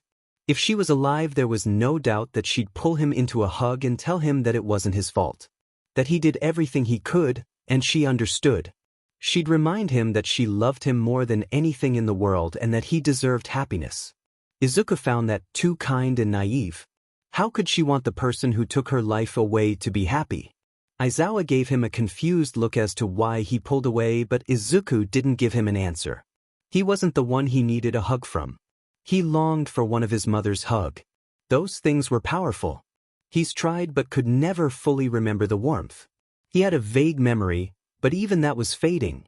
Looking for the next best thing, he hugged her stone. It was cold and hard, but it was all he could do. Believe it or not, this was her now. "I'm sorry," he mumbled. "I'm sorry, I'm sorry, I'm sorry, I'm sorry, I'm sorry, I'm sorry, I'm sorry, I'm sorry, I'm sorry, I'm sorry, I'm sorry, I'm sorry, I'm sorry, I'm sorry, I'm sorry, I'm sorry." He kept mumbling, his apologies mixing together. He wanted her to know how much he missed her and how much he regretted doing what he did. Izuku was done. He was done hurting. He was done with the past being dug up and thrown into his face. "It should have been me," he mumbled. The walk to the park was quiet yet peaceful. Neither knew what to say after what happened. Izuku was embarrassed and ashamed. For his whole life, even before his mom's death, he was determined to hide his weaknesses. He never cried in front of others. So why is it that 𝐻𝐻𝗓 has broken through his walls, not once but twice? Izuku was contemplating if having any kind of relationship with the hero was ever a good idea. Sure, he offered a safe place to live, but if that came with Izuku losing all his ability to shield people from entering his life, maybe it wasn't such a good idea. Although, that would mean he would be turned in. Maybe he could run away. Not go home, of course, but to the warehouse he used to train in with. Yeah, you get it. He was pulled from his thoughts when he and 𝐻𝐻𝗓 came upon a bench. The two sat down and 𝐻𝐻𝗓 slumped. He again was speechless. It wasn't that he didn't want to help, he just didn't know what to say. 𝐻𝐻𝗓 was always a man of few words. "Do you want to talk about it?" 𝐻𝐻𝗓 tried, visibly cringing at how weird and awkward he and the word sounded. Izuku sniffed and brought his legs to his chest, his chin resting on his knees and arms wrapping securely around them to keep them from slipping off. "There's not much to talk about," he responded, green eyes flickering to watch some kids playing. "You know pretty much everything." The words didn't mean much, but 𝐻𝐻𝗓 still caught on. "Pretty much," he repeated, suching his gaze to the greenette beside him. "There's more." Izuku blinked out of his short daze and looked over at 𝐻𝐻𝗓 with a grin. His head tilted to the side, eyes glued shut. "It's all in the past." 𝐻𝐻𝗓 knew the smile was supposed to be a reassurance, but it made his chest tighten. He's already seen the pain hidden behind it, so why does Izuku keep hiding? 𝐻𝐻𝗓 stopped himself, shoulders tensing, and he sat up straighter. "You don't have to be strong around me." Izuku furrowed his eyebrows. "What do you mean?" 𝐻𝐻𝗓 sighed and his face softened. "I mean that you don't have to fake a smile for me. I know how it feels to act tough around those who care, because I've been there. You don't have to feel like you need to hide from me. Taking you under my wing means I want to be there for you, not halfway. If you have nobody to go to, come to me," he said, unsure if it was coming out how he meant it. He didn't care if it came out wrong, he just wanted Izuku to know he was there for him. Izuku started, but his mouth flapped shut. What was he supposed to say to that? How was he supposed to respond at all when he wasn't planning on returning to his home? Desperate to change the subject, Izuku searched for anything else to talk about. His eyes fell on the children playing and an idea came to mind. "Do you know 𝐀𝐮𝐭𝐡𝐨𝐫?" Caught off guard by the sudden change of topic, 𝐻𝐻𝗓 stayed silent for a second before recovering enough to say, "𝐀𝐮." Remembering that 𝐀𝐮 was his own nickname for the explosive blonde, he quickly corrected his mistake.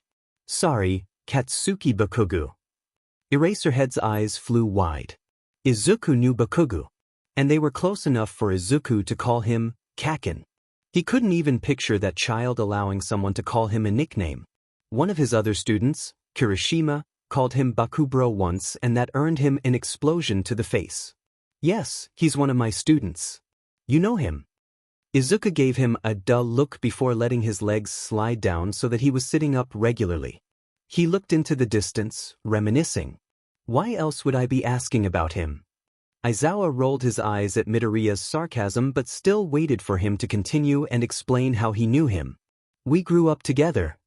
A small smile tugged on his lips. It's no surprise he got into UA. Although we barely had anything in common, hero-related stuff was always something we could agree on. Hero stuff, including. Aizawa said, gesturing for Izuku to elaborate. Honestly, he was just as desperate to keep a conversation going that wasn't so sensitive. Also, he was slightly curious as to how that Bakugo was as a kid. You know, we were both super determined to become the future's #1 hero. It was a dream we shared, but he never wanted to connect. He wanted to be #1, far stronger than any other hero wannabe. Aside from that, we both looked forward to trying out for UA. Izuku thought harder, going deeper into his memories about something else they both always talked about. Then it hit him, All Might. Izuku snorted at that. The two of them were obsessed with All Might. He your favorite hero? Aizawa asked, slightly hopeful. Izuku chuckled and let his eyes travel to the kids being called to cars by their parents. They tried to ignore them, running farther into the park and staying close together, purposely talking louder. They reminded him a lot of how his relationship with Bakugo was before his quirk developed. Katsuki wasn't always a bad kid. In fact, Izuku wanted to be exactly like him. That changed when his quirk came in and more people began to admire him. A lot more people than a kid could take without letting it get to them. He soon became just as explosive as his quirk, and much more. Deciding to finally respond, Izuku mumbled, yes and no. Aizawa furrowed his eyebrows, hands sliding into his pockets. How so? Growing up, All Might was all I looked up to. Flashes of how his old room used to look made him blush and chuckle at the same time. I worshipped him like a god. I had every All Might poster I came across. I had buckets and buckets of his stickers, and my shelves and desks were always full of his actions figures. Mini-me didn't even care that all the figures looked the same. I just had to have them. But now. He stopped and sighed, taking in a deep breath. I see the world differently. All Might is a true hero.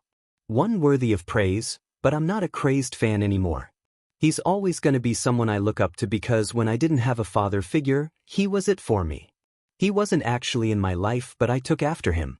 I found comfort in his videos, and when I didn't have a male role model to follow, he was the person I looked to for certain morals. I met someone. Finally, Izuku shifted his eyes to Aizawa's. Someone who taught me that it was time to grow up. All Might helped me through a dark time in my life. I will always be grateful. I owe him so much, even if he doesn't know how much he helped me. But it's like. He stopped for a second, squinting his eyes to try and find the right phrase. Like a prized possession. For example, kids find certain comfort in a specific toy. All Might was that for me. But just like kids slowly move past what they need comfort for, they put that toy away. It will always mean a lot to them and always be a favorite, but they sorta grew out of it. All Might will always hold a place in my heart, and I will never stop admiring him. He will always be special to me, but it was time I grew out of my childhood mindset. This person I met. He taught me so much. Izuku was trying his best to explain his moving on from his childish obsession with the #1 hero, but he couldn't find the correct words and was just rambling. I get it. Aizawa cut him off, and Izuku sighed in relief. Thank God, he chuckled, face red. That was getting embarrassing. The two laughed together, the soft sound drifting into the now silent park. The only other noise was the wind itself, causing the swings to creak and leaves to toss themselves around the floor. It was an easy silence. Not much to it. It wasn't heavy and didn't hold an empty feeling. It was peaceful, and neither felt an urge to start a conversation. Izuku actually felt relaxed. The silence caressed his skin like a cool summer breeze, smoothing his soul, taking away his jagged edges. It had been one hell of a rough day, and he craved the sleep that hadn't met him the night before. But silence didn't last forever. Curiosity was biting at Aizawa, and there was only a limited amount to how much he could take. So, he started. When a itch itched, you couldn't go so long without scratching it. Aizawa understood that finally. Who was that man you were talking about?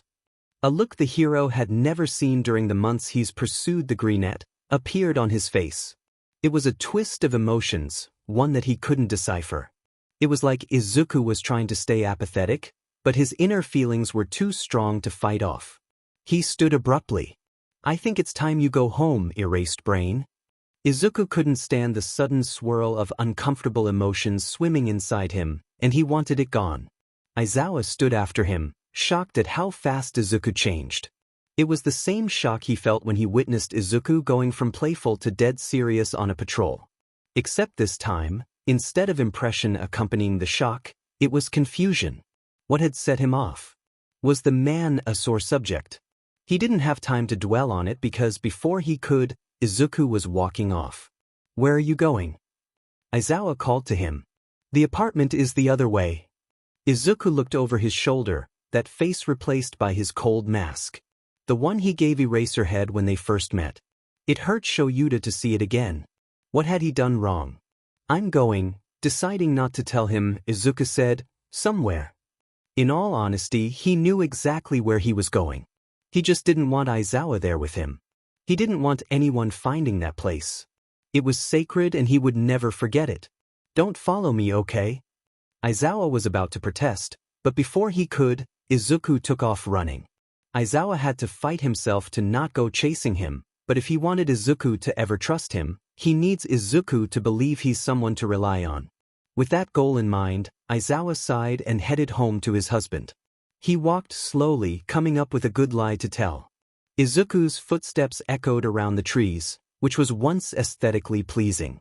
The stillness of the woods sent shivers down his spine. He stayed silent as he took the familiar path to the abandoned warehouse. Sooner than he could have hoped, the building came into view. The mirthful garden, where he once played joyously, where the flowers bloomed under the sun rays, was now just a path full of weeds leading to the entrance. There was water dripping from the roof, rhythmically, generating a melancholic melody. The door hinges are all rusted and the glass windows are all shattered.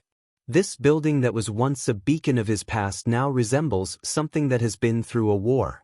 Nothing so dramatic has befallen it, just more years that can be counted without feeling the loosening of the mind.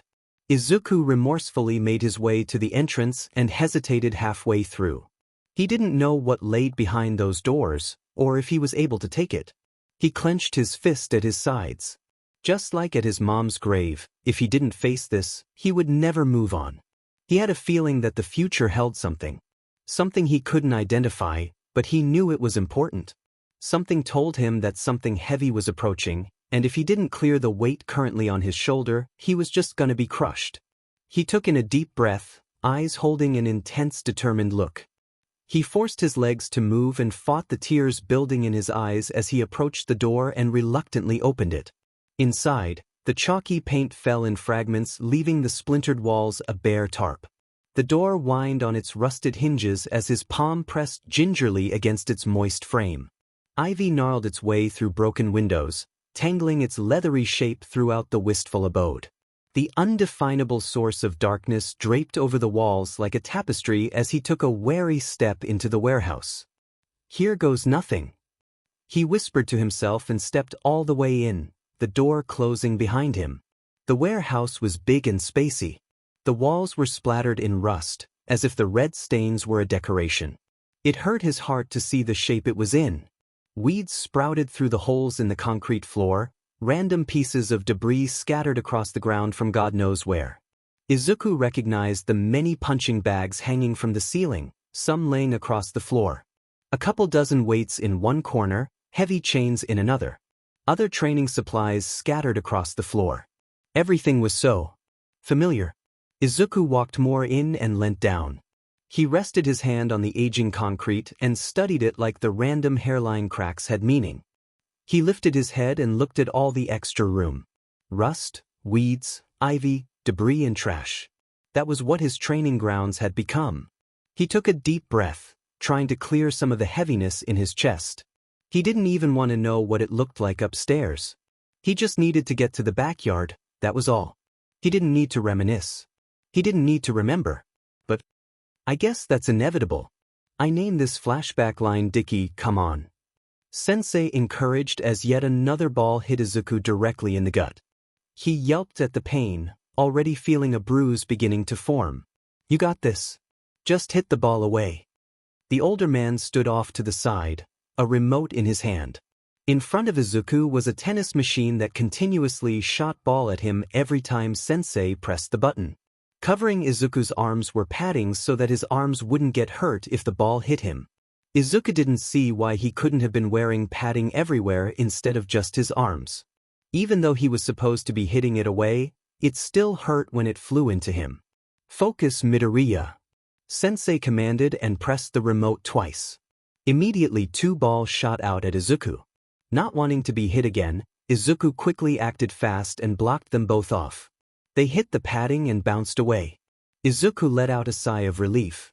He wasn't sure how many more hits his stomach and fragile body, including his face, could take. Why can't I just wear full body padding? He whined, stomping one foot like a child. Sensei just smirked and used the time when Izuku was distracted to discreetly press the button once more. Izuku heard the machine, but he turned too late. A ball smacked him right in the face and he fell backwards, now with a bloody nose. Sensei walked over and stood above Izuku. He bent down and looked Izuku in his eyes as the trainee held a hand to stop the blood from leaking into his mouth. Life doesn't give you paddings. Izuku blinked out of it and started towards the back door, but he couldn't stop himself from looking at the tennis machine still pushed against the wall. He smiled to himself sadly as he walked past it, fingers brushing the weak object. Training with Sensei was never easy. It was always intense and usually ended in a lot of pain. But that was because Sensei believed Izuku could do a lot in the future as long as he was trained to his full potential. He stopped fighting it. With every step he took, he stopped and allowed his mind to wander. To remember. What are you gonna do? Sensei yelled as he tightened his arm around Izuku's neck. The two were sprawled on the mat, Sensei keeping Izuku in a headlock. Izuku struggled against his arm, hands trying to pry it off. Sensei was careful to not hold so tight as to cut off his air supply, but he made sure to hold him securely so it would be a battle to get away. Izuku continued to struggle, legs flying and hands clawing at the bulgy muscles choking him. He wanted to be simply taught how to do it before doing it himself. Izuku patted his arm, the signal for mercy, like in the game he used to play with 𝐀𝐮𝐭𝐡𝐨𝐫, to get him to stop. But Sensei didn't let go. Instead he tightened the grip. With a roll of his eyes he replied, "There is no padding in training." Izuku hadn't known what Sensei wanted when he called him to the mat, but it wasn't this. Usually, before practicing any combat move, Sensei taught and demonstrated the move, but Izuku was in the dark here. He had no idea how to get out of it. Even though this was basic martial arts training, Sensei was still a teacher, so he sighed and gave Izuku a hint. "What do snakes do?" Izuku was confused by the words, but he was too busy trying to pry off the arms that he didn't ponder it. That frustrated Sensei. The two had been training long enough for Izuku to know that Sensei never said anything that didn't have meaning. What is it that snakes do? Finally catching on, Izuku's eyes widened and he thought it over. "Slither." He called back and smiled triumphantly as he stopped his useless prying and instead wiggled his body, and with a bit of effort, he managed to slither out of his hold, grab his arm, jump over him, and twist it behind his back and push him flat on the mat. "Good boy." Sensei congratulated and Izuku grinned proudly. "Izuku." "Yes, Sensei." "You can let me go now." "Oh, oops, sorry." Sensei sat in a chair outside the warehouse, a cup of tea in his hand. "What's today's lesson?" Izuku asked as he approached. Sensei smiled wickedly, and that alone told Izuku that it wasn't gonna be good. "Today we're gonna play a game." He sipped his tea and Izuku furrowed his eyebrows, desperate for him to continue. When he continued to sip his tea, Izuku grew impatient. "What game?" Sensei finally set his tea aside and looked to Izuku, a smile appearing on his face.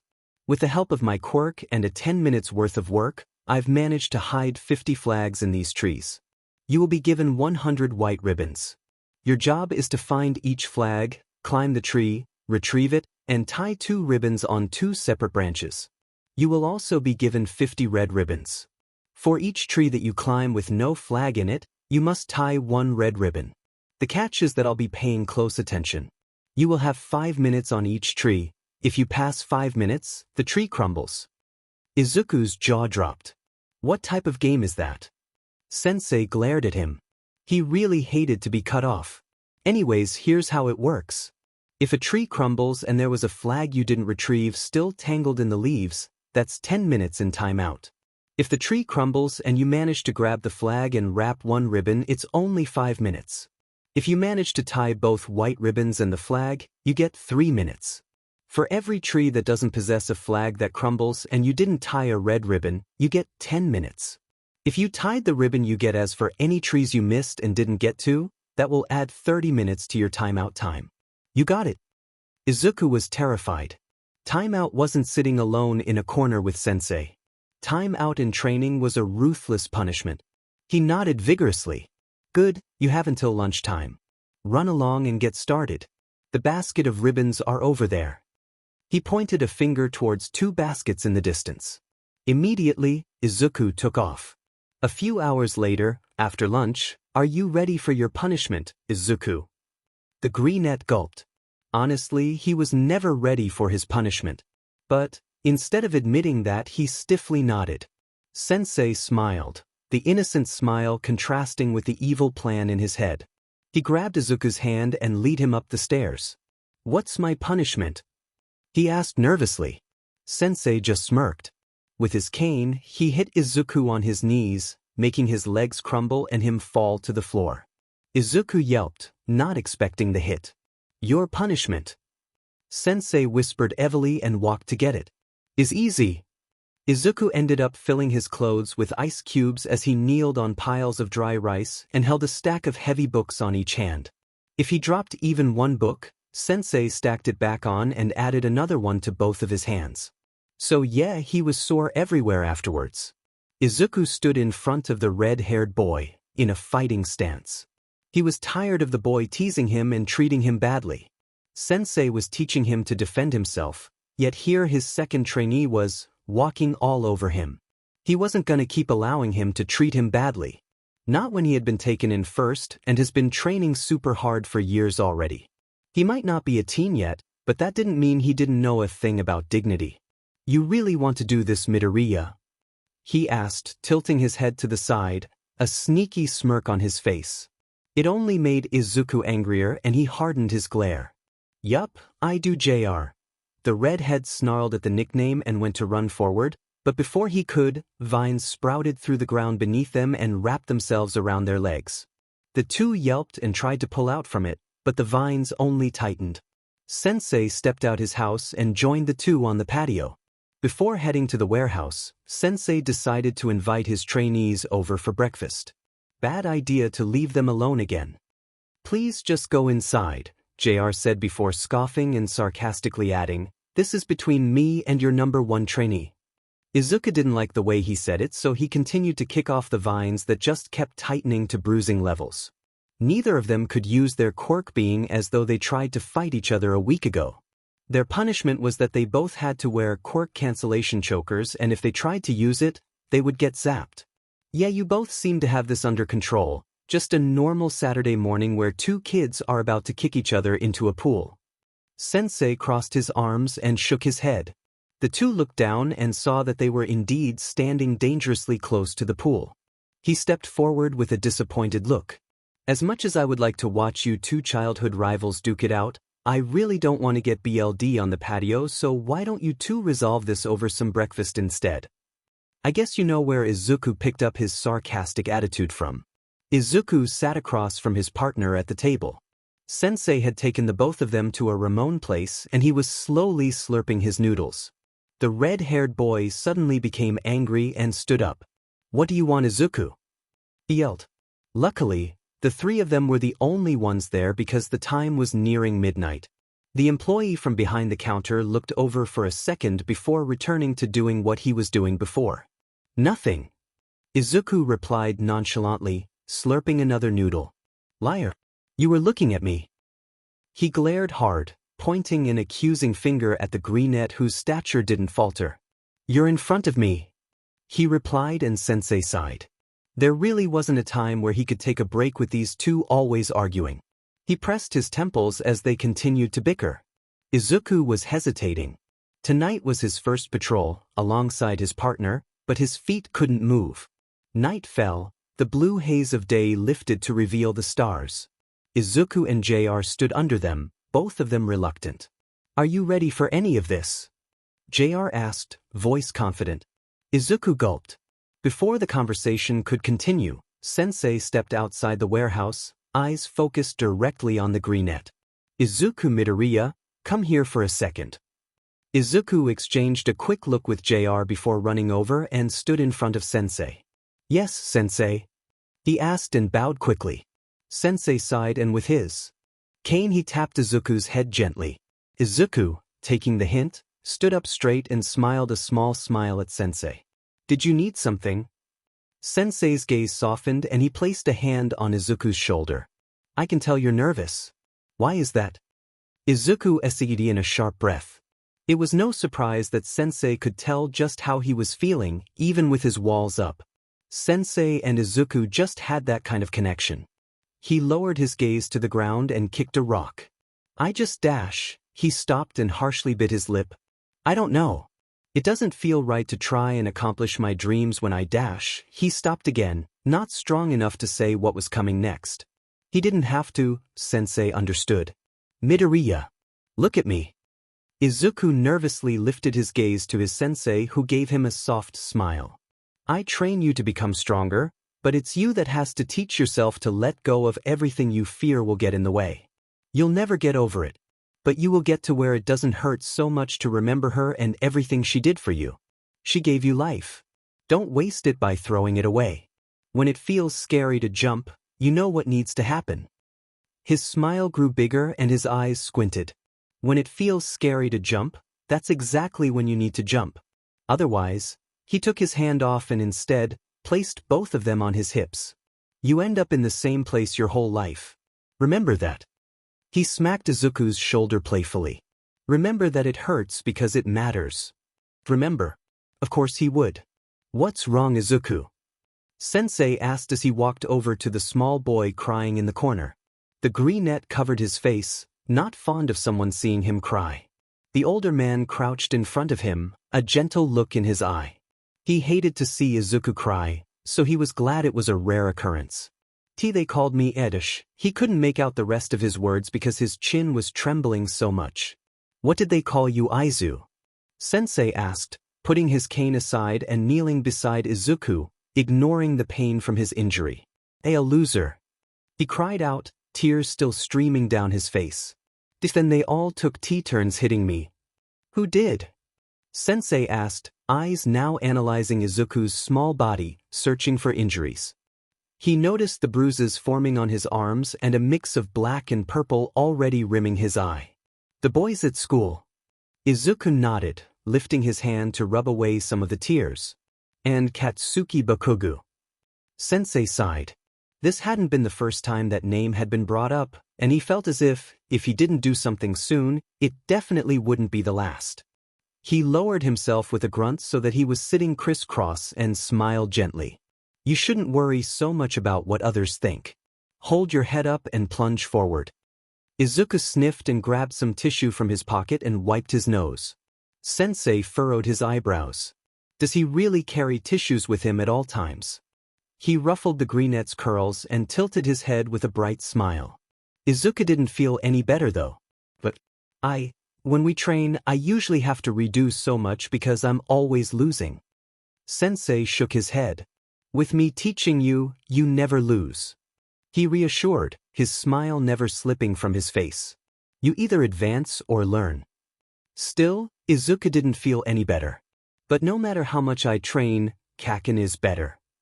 He pulled his legs up to his chest and buried his face into his arms that wrapped themselves around his legs.